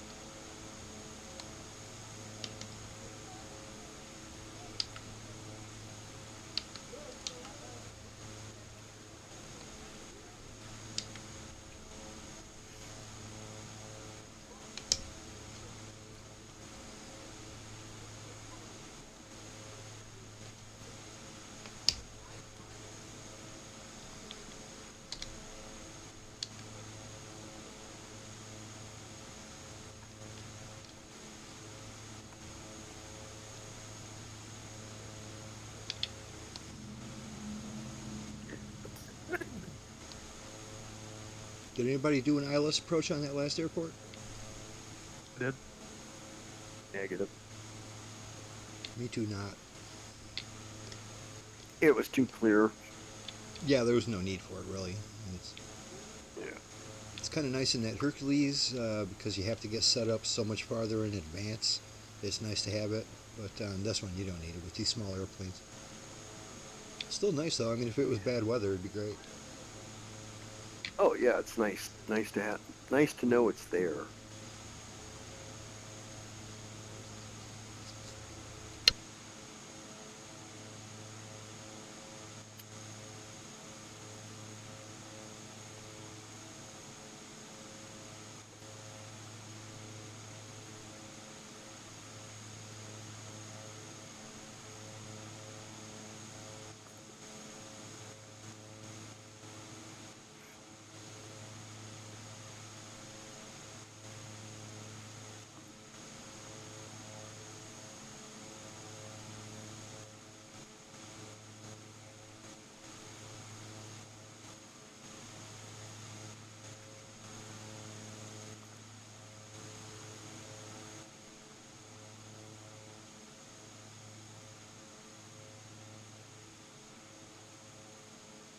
Do you know if this last runway has lights?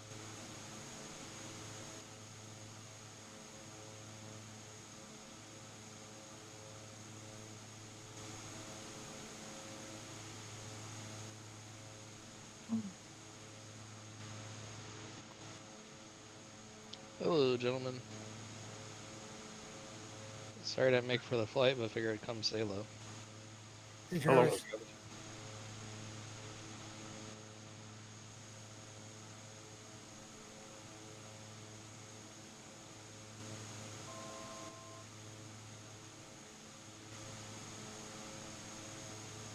VASI, I believe it does have.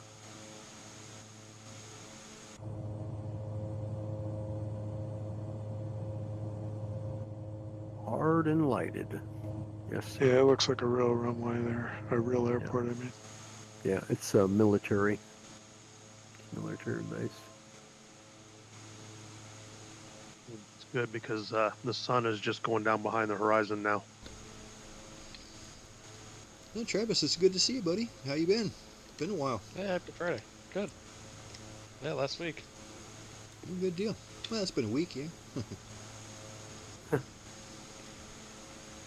Yeah, that airport that has the weird name. Yeah, I saw that on the flight plan and going directly over it.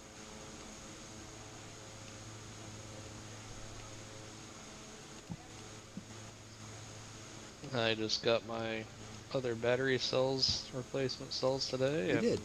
You're put talking that batteries in. for your house or for your kayak? Yeah, for my house. Nice. So I don't have it hooked up to the system yet. I'll do that tomorrow, probably tomorrow evening. But Good deal. and then I'll be Is all that hooked you up. just needed a few more batteries in the bank? Is that going to solve any problems you were having? Yeah, it should give me. I needed one pack of batteries, I suppose you'd say, to get to kind of like I can actually get to a 0 point, and then I needed another pack to kind of give me a buffer.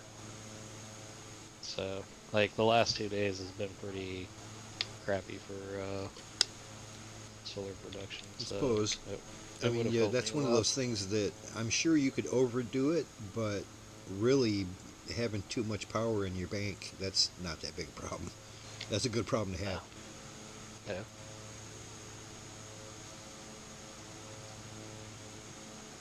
Is it another one of those power wall? It's kind of like that, but I'm not going to be mounting it up on the wall. But I suppose I could if I really wanted to. You slow down here a little bit. I am just cooking. It's like a ground version of that. It's got little wheels, and I can roll it around to where I end up Nice. moving to next. That's real nice. You put At it where you some need point or it. another. Yeah, it's probably gonna stay right where it's at, but yeah, I mean, I could. Wonder if you could stick that on the inside of your RV, like put it under your bed or something. You absolutely could, actually. That would be so overkill, and Yeah. you could probably survive like without charging it with AC going and stuff down here in Florida for 2 to 4 days. Right, mine already doesn't have much trouble keeping up with just the solar panels on the roof I've got.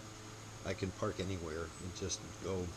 Like I said, I only need the battery bank really heavily in use at nighttime when the sun's down, and that's when I'm watching a movie or microwaving something or just doing whatever I'm doing.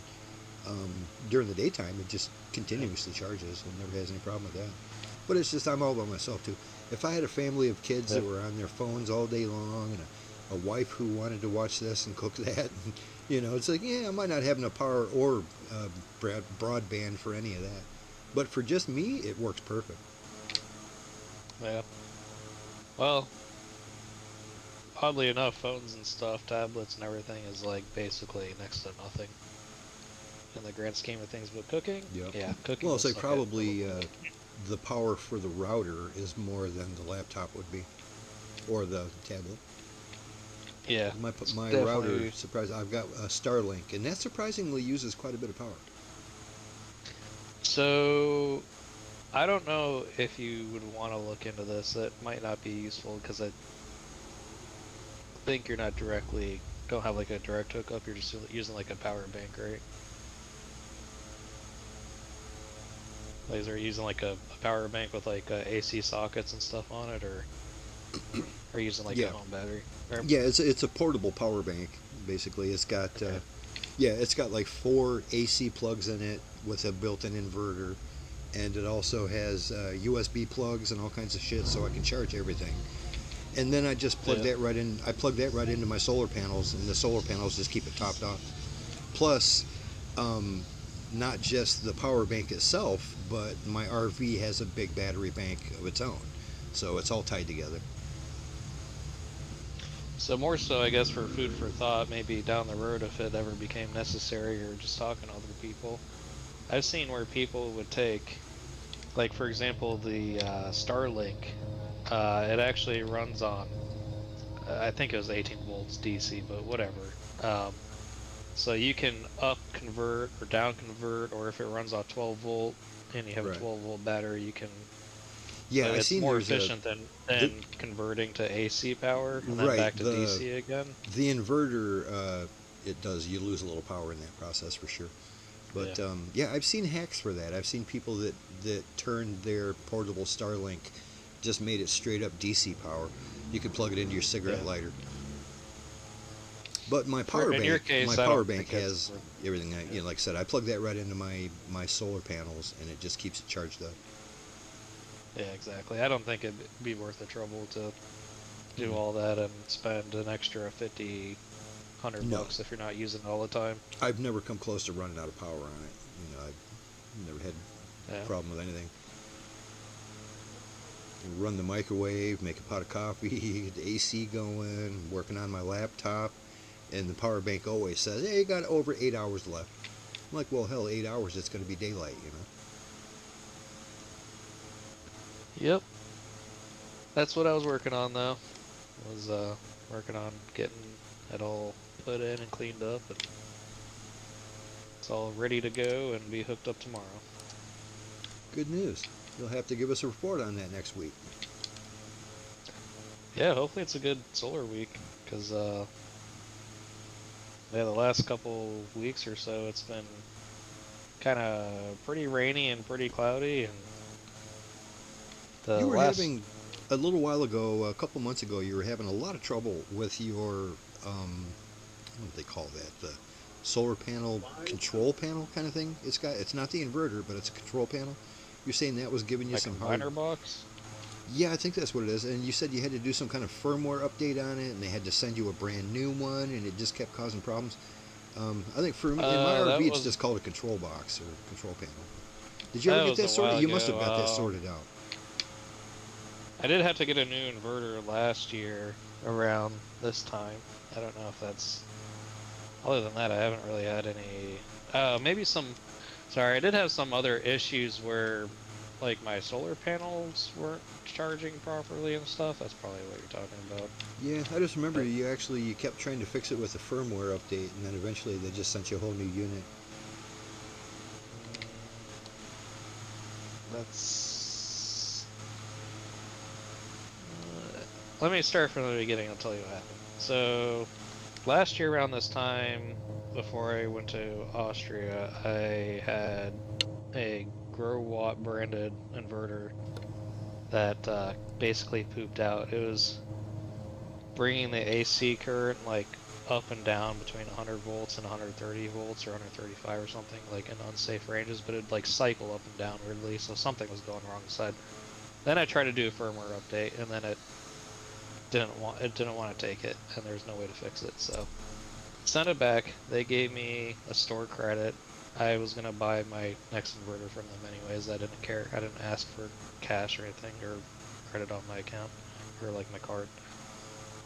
Got that new inverter, and this is a brand new at the time inverter. So I was kind of not really beta testing, but somewhat beta testing, I suppose. Brand new product on the market. Had some issues with that where it wouldn't take in the solar in the morning. It would stay at like 120 volts and not increase to like what mine can do is like over 300 volts. So like the MPPT charge controller for the solar coming in was not functioning properly. I talked to them. Within a week they sent out an update and that got fixed forever. Had no problems with it since. That's good. That's definitely what I was talking about. I remember you talking about that before. So that's not an issue I did. anymore. Yeah, and I did have some issues with the combiner box. I made those issues myself. That wasn't anything put on me. So I was kind of like backwards wiring things because of the way I had things configured, but it kind of worked. But there was a fuse in line in that, and I tripped the fuse. It's kind of works, but there's a reason why they don't do it that way. Yeah, I mean it was safe and it works, but there's a fuse in there, and I tripped the fuse. So that's all that happened with that. But that was my own fault. That's been fixed. Not, no problem. And I was trying to work around a wiring, kind of like a temporary wiring thing that I was doing at the time. And that was the easiest solution to do it at the time.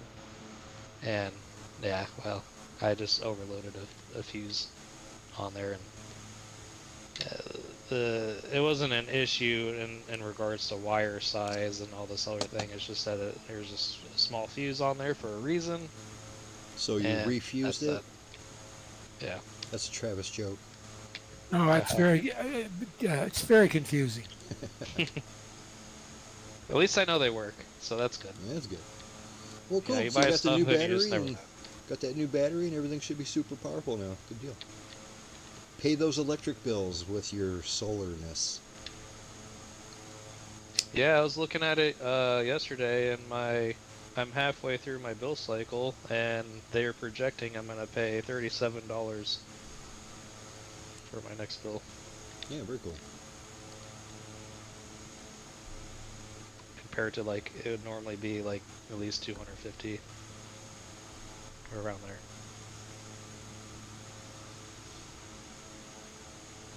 Hey, Wingnut, nice looking airplane you got there. Yeah, I'm right over top of old Longhorn here. Yep, you guys are right behind me. Yeah, this was actually, it was Wingnut's idea to fly these airplanes. He tried it out and told us all how much he liked it. And after I tried it, I like it too. It's pretty nice.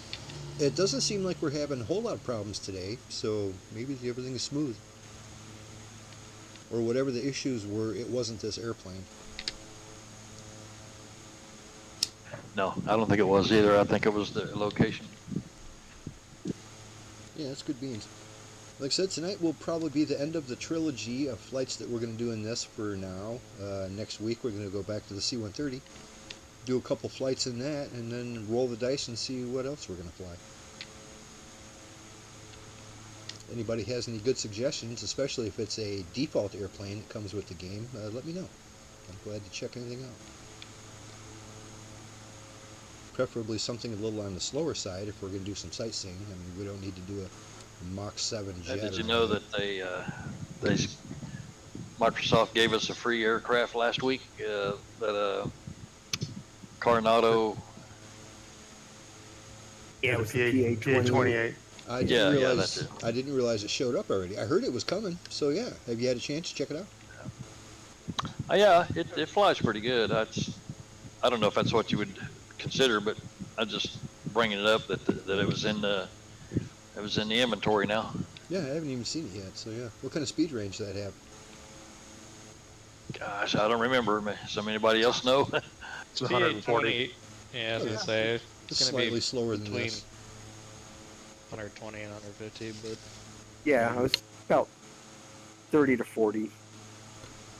Yeah, like a good, I don't know, 172, Cessna 172 range kind of thing. Yeah, Yeah. That's cool. I'll have to check that out. Sobo makes nice things, you know, or whatever the company is that made it. It was nice. said I had some Coronado? crashing issues with overspeeding, so like in descending and stuff. So I did have that. It seemed a little finicky on that. So that was the only problems I was having with it. Got to be right on top of it. Huh? You got to be on top of your descents, yeah, for sure. yeah, the PA-28's kind of a somewhat standard airplane airframe and wing design, and then the specific variants of that's kind of more of a minor changes and like usually engine changes, and I mean I guess avionics isn't completely out of the question, but I spent some time on the PA-28 at my flight school. Really? Like in a real one? Yeah, Oh, groovy. not this specific one, but yes. Yeah, very cool. The Warrior and the Archer, and then they have a Arrow which has retractable gear, but I didn't fly that. They had some issues. There's an Emerald accident that the wing came off, and NTSB used R2 arrows to do investigations on, and then after the investigations were complete and finalized, they sold the planes. It wasn't worth the So there's something wrong with liability. it. It wasn't a huge, yeah, it wasn't a huge design liability, but it wasn't worth it because just Cool. You guys might, they have their reasons. Just more so maintenance and technical. You guys might end up. You guys might end up in front of me here for a second. My game just lagged out. I don't think it's gonna crash. No, it recovered, but there you go. You guys are way ahead of me now. That was a long ass pause. Holy moly, my game hasn't done that in a long time. I've noticed something too, that when I rewatch the video afterwards to check it out and make sure that I post it, and it a lot of times towards the end of the flight, the frames drop right out. That's a broadcasting issue. It doesn't look like that in real life. As I'm flying, everything's usually nice and smooth, but there must be some buffer somewhere in the broadcasting part of it that it tanks it. I mean, my frames look like they're horrible. I'm surprised nobody has chatted towards me saying, "Oh, nice system, your frame rates. What are you getting, like 2?" And it's like, no, actually, in real life it looks great. It just by the end of the stream, it often starts chugging along, and it's just the stream doing that too. I don't understand it.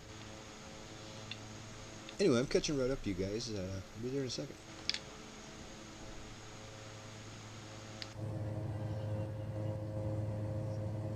Oh my God, my windscreen is just awful. Sorry, Laser, I had to when you see it. What am I missing? Look at your Twitch chat or your YouTube chat. Oh, I see.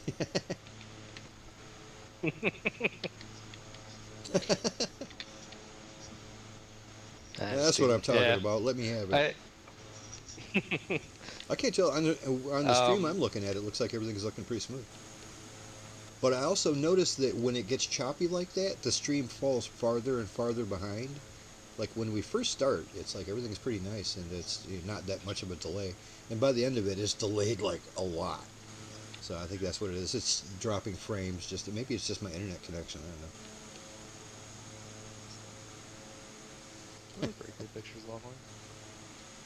Yeah, it could be the sun visor actually works. Seemed like that your system was like getting hung up maybe at the same time the sim and the OBS or whatever you're using was fighting each other or something. I don't know. I see that sunscreen you put down there. All it does is highlights the all the bug splatters. Well, you can actually see the sun too through it, so it does block the sun out. But yeah, it's like a glow light on all the bugs now. That was one thing that annoyed me. I washed the windows almost every time I flew. Yeah, this aircraft more than any other that I've flown really gets those bugs, man.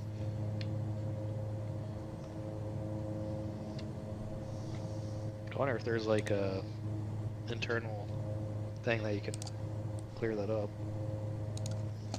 Well, I think it goes airplane by airplane, and just whoever made this airplane said, yeah, let's really make it get dirty.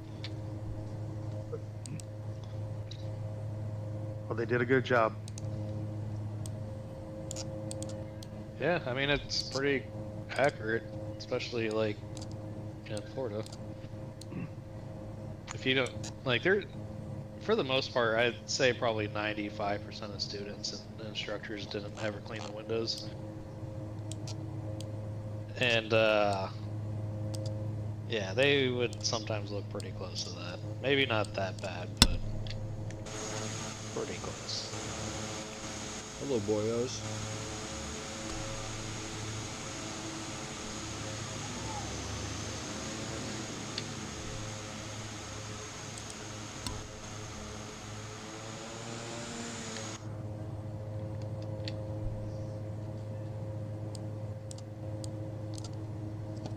No, I'm having trouble getting rid of it.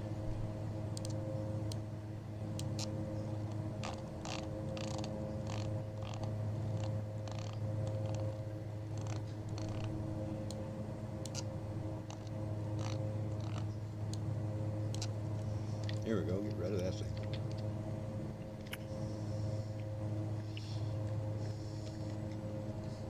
thing. We're 46 miles out from our final destination of the evening. We are coming pretty much straight on in for runway 29er right. There is an ILS frequency at this airport. If you'd like the information, I'll give it to you. If not, I'll keep it to myself.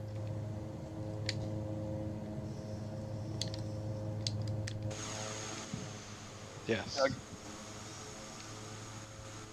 I got it already, but you can broadcast if you want. I was going to give it a try. 108.3. Right on. Yeah, I'm not gonna be doing an ILS approach myself, but if you do need it, he's right. It is 108.3. Got a heading of 289er degrees magnetic. 289er. It's pretty much straight in on this runway. We're looking right down the pipe.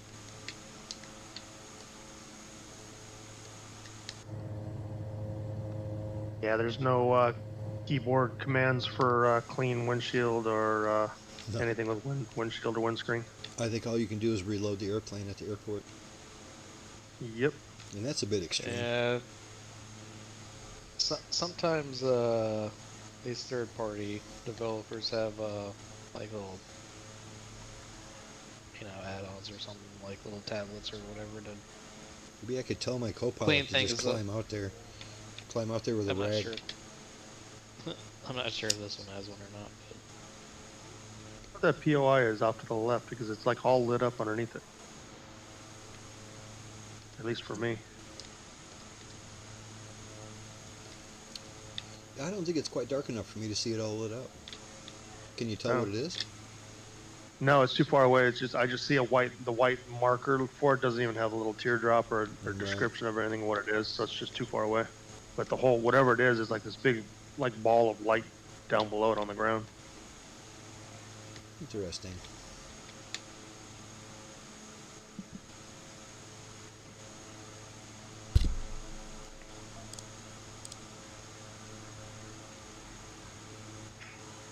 I'm gonna need the ILS just to land because I can't see anything but the sun. Yeah, I've Yeah, got up the ahead. sun right directly in my eyes as Yeah. well. It's going to be one of those landings.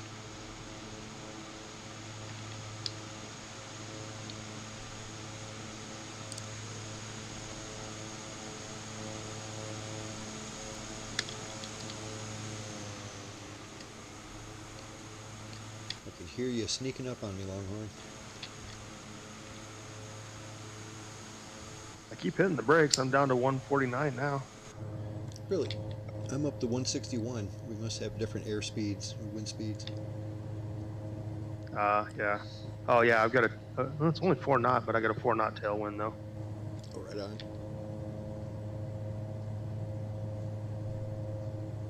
Yeah, I think I've got a headwind. That's why they recommended this runway, and it just happens to be our straight-in runway for us, so perfect.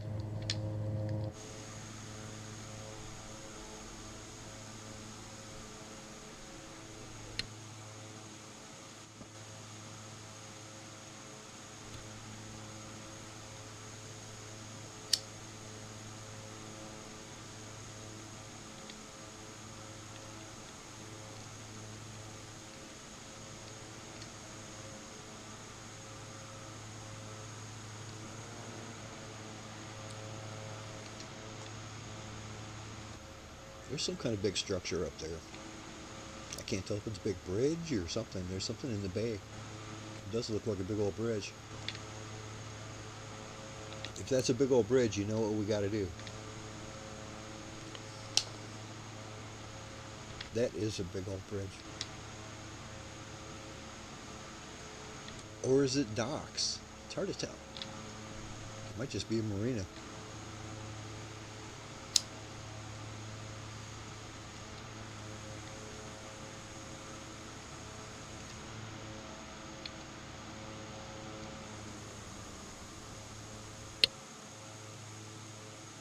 some very nice pictures you put up, Ghost. Thank you, Travis. Yeah, that one with the bee with the flower, that's great. So colorful. It's one of those where it's actually kind of a creepy looking flower. It's like, ooh, when you zoom in on it like that, it's like, ooh, with all those things. But it's so colorful and pretty and just perfectly in focus. It's real nice. It's a very popular and very common flower that most people who are gardeners have in their gardens, called a cone flower. Let's see. We Does it definitely close up? don't normally have that here. Nope.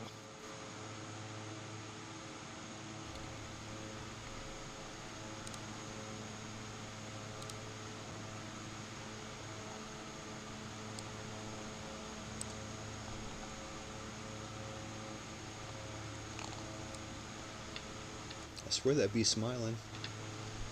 Saying cheese.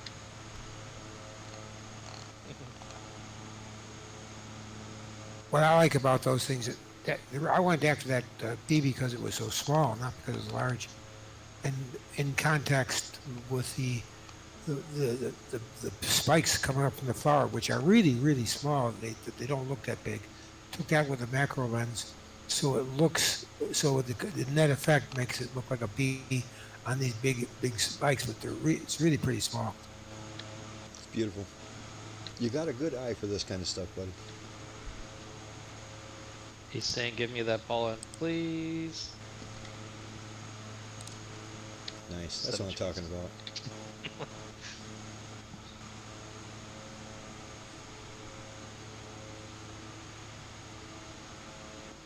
It looks like you really gotta dig those legs in to get them pollen nodes.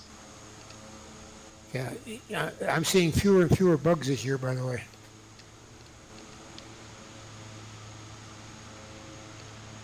I wonder why that Well, is. They can take away the mosquitoes. Even mosquitoes don't seem to be as numerous. It's interesting. Yeah, that's usually a wet or dry thing. I don't usually get bothered by bugs too much around here. I don't know. Have you guys been lacking rain and a drought a little bit? Maybe? No, we've been getting pretty good rain. Not lately, but last few days we got we got quite a bit of rain. But we usually get rain once a week generally here. Okay. I mean, that can sometimes play a factor, but yeah, I have no idea. Yeah, we're Plays right a off, fac- we're right off Lake Erie here, so Yeah. the wind comes over Lake Erie westerly, picks up the moisture off the lake and dumps it here, just like it does with the snow. Yeah. So we're about 24 miles out from our next stop, and about another 5 miles, I'm going to drop her down to 3,000 feet.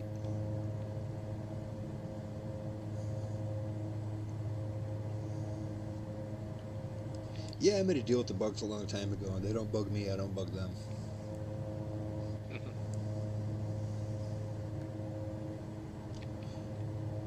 I'm kind of not half kidding, though. I mean, serious. The bugs just don't, they just leave me alone. I don't know what it is. Everybody else will be complaining about about mosquitoes and stuff, and they just leave me alone. We'll be out on the river kayaking, and everybody's getting eaten by horseflies, and I haven't even seen one.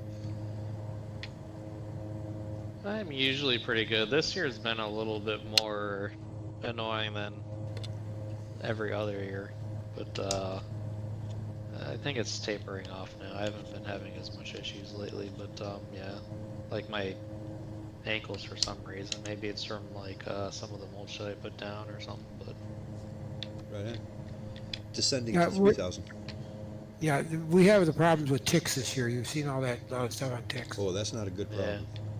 be careful of Yeah, that. that's not My good. uncle recently got Lyme disease from ticks.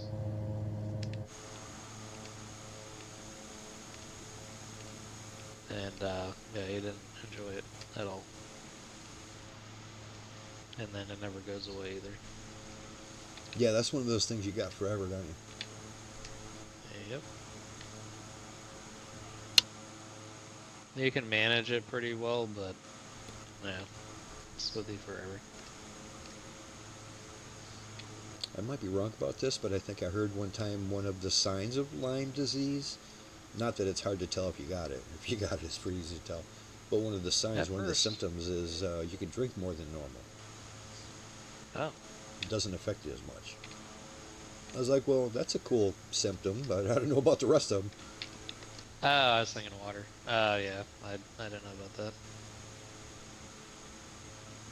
Yeah, I think I don't know all the details, but I'm pretty sure I heard that when he first got it, he didn't know for quite a while. And I don't remember exactly what happens with that. We didn't really go into a lot of details, but yeah, it's not good stuff. You can look it up. So what is this down here? Is this like a fishery or some kind? They got like salmon down in here, or what is it? Clams? I think they Fish grow farm. vanilla salmon. They call it salmonella. Oh boy. Wow. Sorry. That was good. It's just every once in a while, it just stings. If it wasn't so hard working for it, we actually would enjoy it. Sorry, I'll mind my business. Wow. Alright guys, we got to see this runway here before too long. We're about 16 miles out. It's a pretty big runway. It's about 9,000 feet. It'll be straight on. The sun right in our eyes isn't going to make it easy, but we've dealt with that before.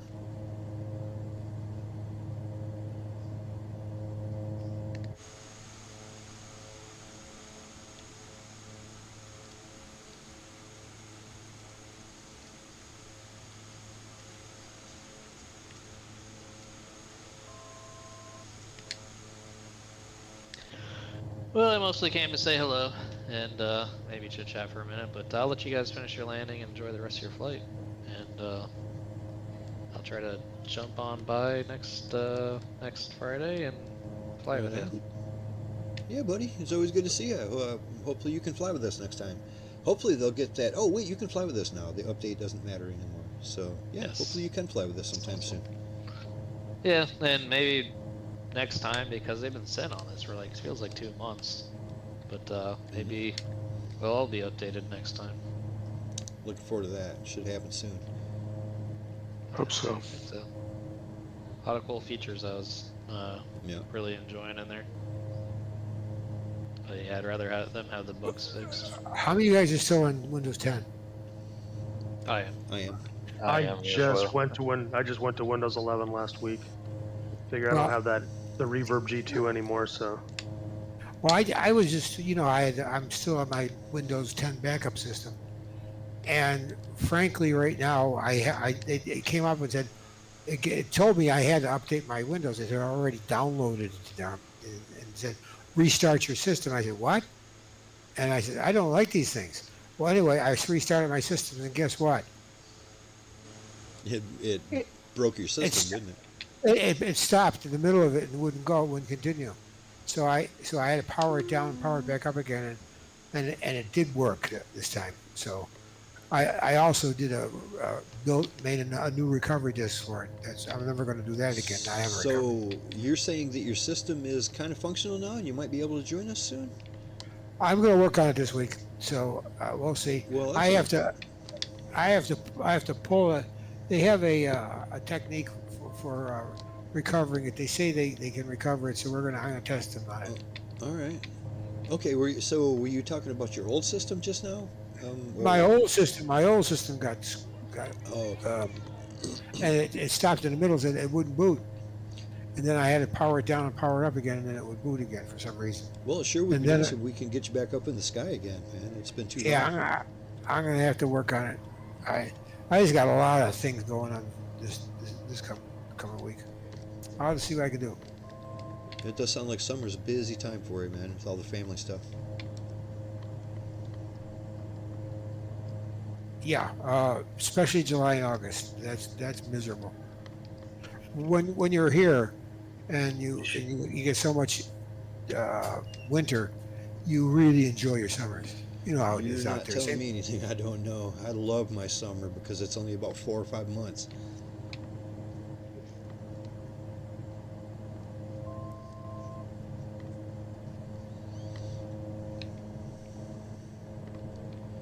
Yeah, that sun is making it real difficult to see this runway. I should see it by now. I'm only about 10 miles out. Yeah, I can't see it either. I haven't turned the sight. lights on. Yeah, they turned the lights on for me. Me too. Yeah, the sun's down for me. I guess I must be a little further along in the day than you guys. Right on. Well, it's a good thing I'm following you. Well, I'm on the glide slope. Nice. Yeah, 5 miles out.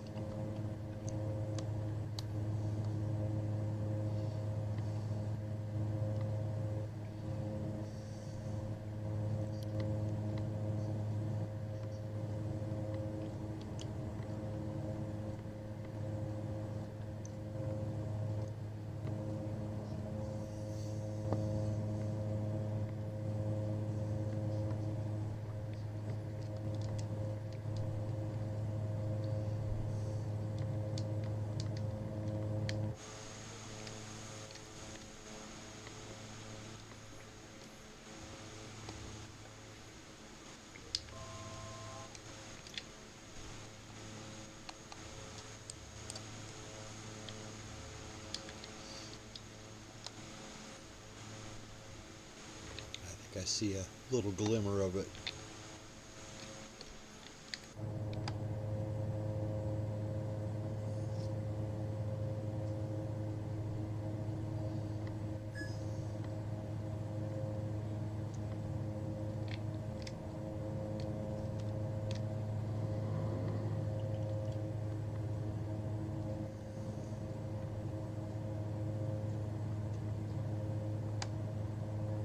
That actually made for a very pretty sunset because all the sun's now below the clouds, actually below the horizon now, so the bottoms of all the clouds are purple.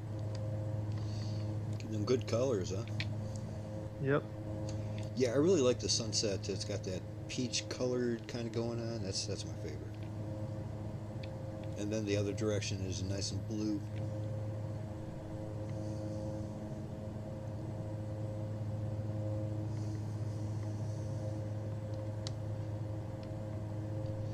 Well, gentlemen, next week we will be in that C-130 Hercules. Not 100% sure if we're going to be taking off from here, but I can't think of a good reason why not to. So,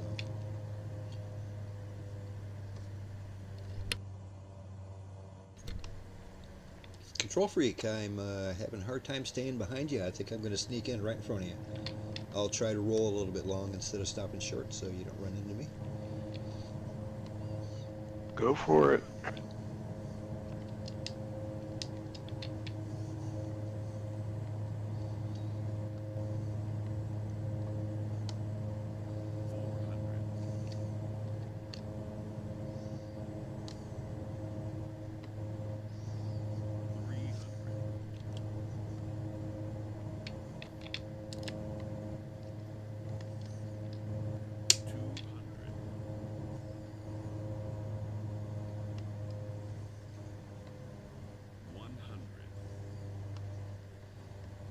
I love the tree at the end of the runway.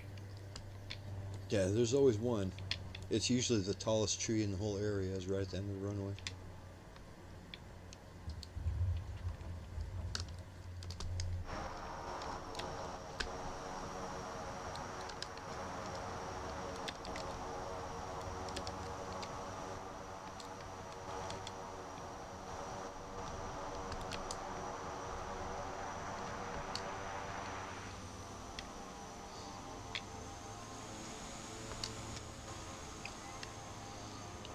The reverse thrust on this airplane is so good it doesn't want to let go of it. Halfway through the process I tell it to stop reverse thrusting and it just keeps going, man.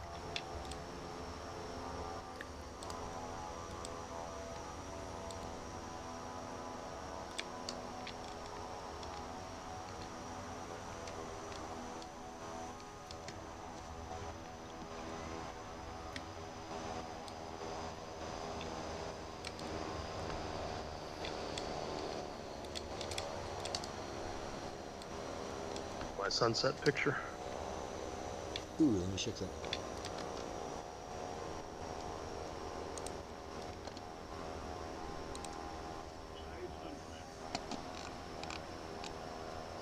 Wow, beautiful. They're looking real nice and colorful. And this is in VR even? Yeah. That's fantastic, even for VR especially. That's real nice.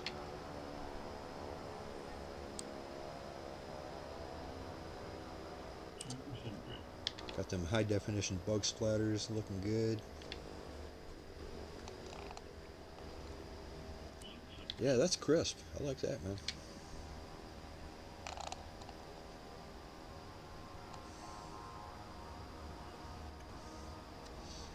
Yeah, I like it when it's not quite dark enough to be dark, but it's dark enough for the lights to come on. It's beautiful.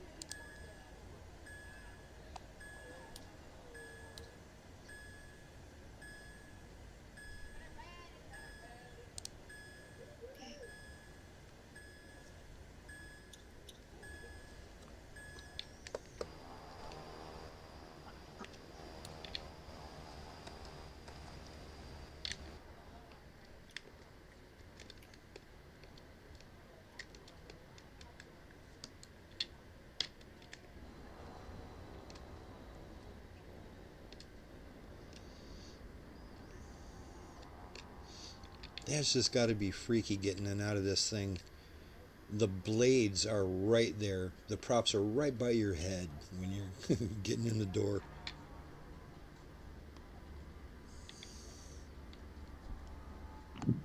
It's got a back door there, that great big old door wide that opens with a ladder. Yeah, like a big cargo kind of hatch in the back there, sure. Yeah. I'm sure that's probably where they let the passengers in and out of, especially. They don't Yeah, want to go but in you're right by right, that big old blade.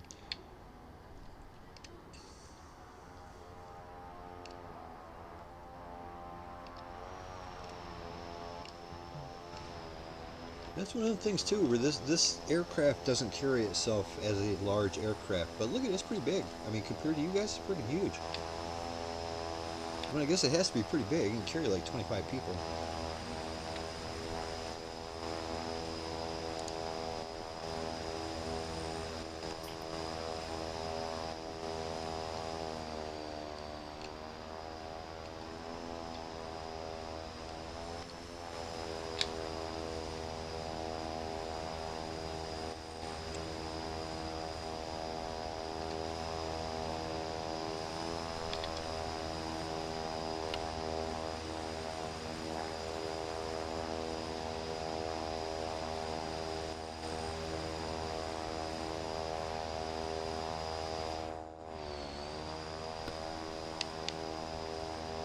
Wish the headphone mode would work when I'm outside my airplane too, but I couldn't hear anything once I jumped out of the airplane. I had to get All back the in. engines are too loud, eh? Yeah. But I keep it on headphone mode, so in the plane I hardly hear the engines at all. But you jump out of the airplane and you can't hear anything but engines. Yeah, it's not too bad for me. I think I got a pretty good mix in the settings there. Yeah, they're loud to me too. Yeah, like I said, it's other people's airplanes are way louder than your own.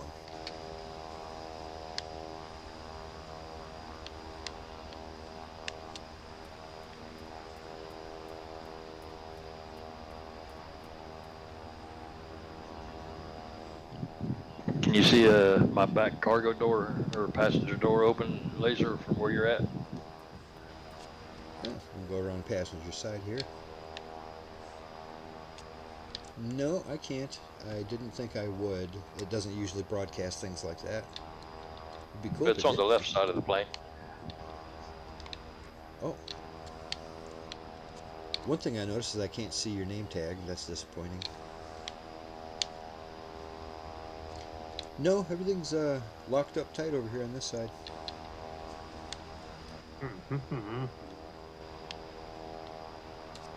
It won't let me open it. I can open my own. It does look like your feet are kind of it's stuck wide in the open ground. to me. Yep, that must just be. I bet you if I opened mine, you couldn't see it either. Yeah, probably. You know what though? Let me try. I'll open mine and let's see if it makes yours look like it's open. Remember how it does that with Hercules? Like if mine's open, it'll broadcast that to everybody's.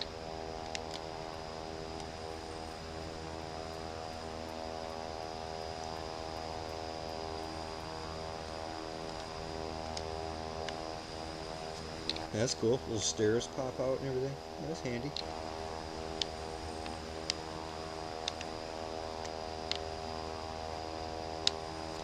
Well, yeah, they got like a little, I don't know, almost like a little cot back here or a storage area, but no bathroom. And that's exactly what happened, my friend. When I opened mine, now I can see yours open. That's interesting. Did you just close yours? No. Huh, because it just closed.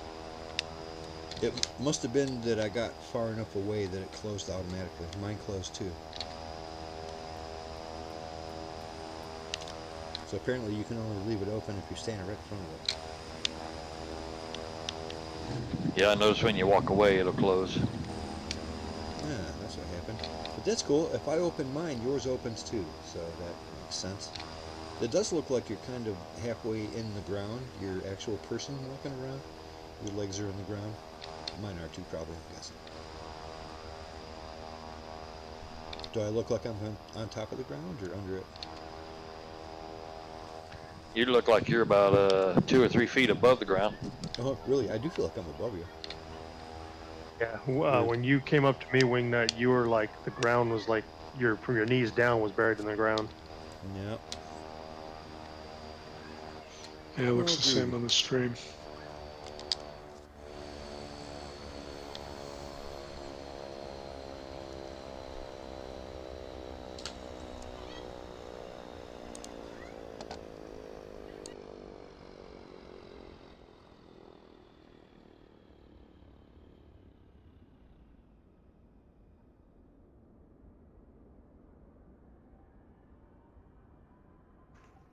And I'm gonna bail. I'll catch you guys on the next one. Yeah, I'll leave Alrighty, too. bud. All right, good to see you Hope, guys. All right, guys. Hopefully, hope to see you next week. hopefully we'll see you Friday. And excellent You closing. guys have a good weekend. Right on. Yeah, take care, guys. And actually, that is about time for me. I think I'm going to close down the stream. For everybody who's watching, or everybody who watched earlier is going to watch later, I appreciate your business. Thanks for coming around. Leave a like and subscribe and all that kind of good stuff, and hit the bell if that's what you feel like doing. And we're here every Friday. We have a good old time. We keep it casual and we fly, fly, fly. Next week, we're going to be flying around the C-130 Hercules. We're probably going to head up towards either Austria or Croatia or both. And we'll have a good time doing that. But anyway, thanks for joining, guys, and we'll see you next time, and bye now.